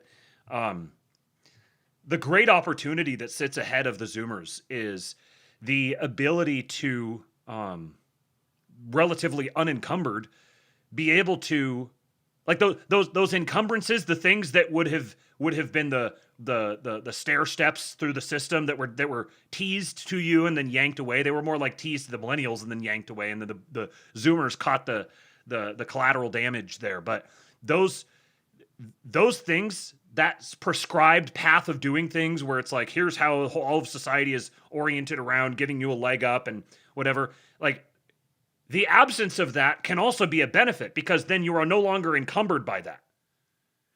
You don't have those encumbrances. You're free to be more flexible and adaptable. And so there's this new frontier that we're uncovering, this digital frontier, and that becomes the territory that the Zoomer generation gets to conquer and settle. If you think of it as like the new world, going to the new world and conquering and settling the new world, there's a digital frontier that the Zoomers get to be the ones who define that. They're born into, so in the same way the Silence invented everything computer, the Zoomers will be the ones who perfect everything computer. They'll be the ones who are responsible for building the ultimate infrastructure that develops and colonizes this digital world that we're just beginning to crack into. There's a great calling for the Zoomers. And that commie spirit of resentment will be their greatest downfall. To the extent that they have one, it will be that one.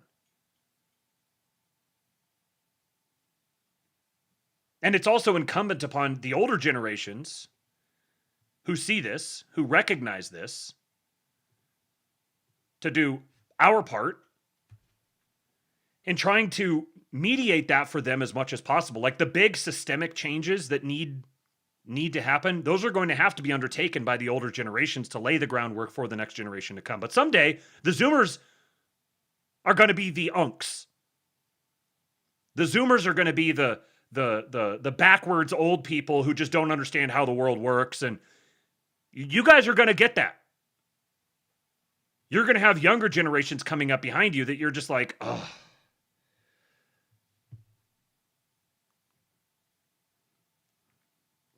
Such is the passage of human history. Trash Plantsar says, Millenniunks will help you all in the technological age. Yes. Yes. Lord Breezy says, believe it or not, I am the Zoomer who is taking leap. Yes, you are. Yes, you are. We love our Zoomers. We love our leaping Zoomers. The Zoomers must Zoom. The Zoomers need to get the Zoomies. You are not bound by the past that is breaking down. There's a bar. Enchanted Hero. Slim Hook says, I am become Unk, destroyer of chuds. Hugh Janus says, I think that frontier is energy. Yeah. Yeah, well, I mean, like, yeah, I think when you were talking, I don't even know how to convey these ideas. The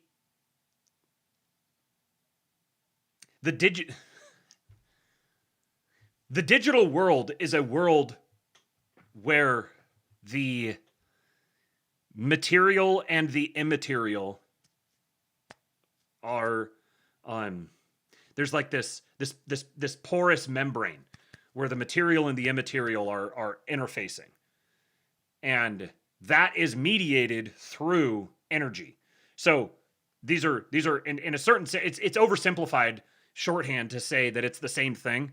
The energy frontier and the digital frontier are the same thing, but conceptually, when I'm thinking about it, that's how I'm mapping it out. And this is what I mean by this being this huge frontier yet to be explored. We've barely even begun to scratch the surface of it. The existence of a digital world or internet or digital spaces or these sorts of things is just barely like the first crack on the egg is appearing. It hasn't even begun to be birthed yet. And there's so much opportunity to get out there, but it requires being able to like step outside the current well-trodden paths, the well-worn paths of what is, be able to observe it from the outside, and then cast a new vision to go explore this new land and go settle this new land. And that requires a creative mind. That requires a finely tuned mind. That's why they're the artist generation, because they are that generation where that creative spirit that emerges, that takes sort of disparate things and consolidates them into something tangible. Energy osmosis. Homeless Nomad says the one thing the older gens really need to focus on, I think, beyond anything right now, is to get SSRIs phased out. That's really the main difference this time around. Is there wasn't really a way to just shut emotions off chemically 80 years ago. Yeah, for sure. And this is where there's each generation has its parallels, but then it also has its differences. And that's one way in which there's a new element at play within the Zoomer generation that previous generations haven't had to grapple with in exactly the same ways. There's definitely been ways of altering yourself chemically and more or less available. But yeah.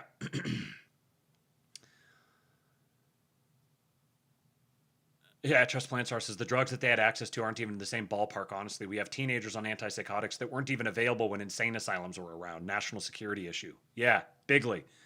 Thank you, Genghis Khan, Bruisey Skies. Loyal Patriot in the YouTube chat. Sending sparkles. Thank you for the sparkles. T-Con sent an eagle and sent 6-7 and sent an Unk alert. I don't know what these things mean. But I see that Genghis Khan Bruisey Skies also sent a Sunday earlier for 100 jewels. Thank you for the jewels. I've got bad news for you. You're Jewish. All right. Well, I had some more stuff, but you know what? I'll give you guys one last thing here. I'll hold off on these for the next lab, which will be on Thursday, by the way. No lab tomorrow. Is Wednesday. And you know the rule about Wednesday labs. Here you go. A 28-year-old confirms he has spent the last 10 years of his life interviewing World War II combat veterans to keep their stories alive. In fact, for the last 10 years, he has interviewed World War II veterans every single day. Look at this young Zoomer. The headline, I definitely did not expect to see what I saw. And to be fair, this guy is at 28. He's probably not really considered a Zoomer. I find a lot of that conversation kind of tedious about where one generation ends and the other begins. He'd say he's pretty squarely the late end of the millennials, but trying to over-determine these things is just becomes very tedious. Pale Morning Dude says, ask Heinz about generations. It's fun, I swear. Yeah. I'm waiting for Young G-Triot. Well done, Rishi. What a young patriot. Trust Plant Star says, this guy absolutely loved it. Certain types of people can't get enough of it. Like that clip from the Southerner almost laughing about how he took out like 30 Chinese in Korea, right?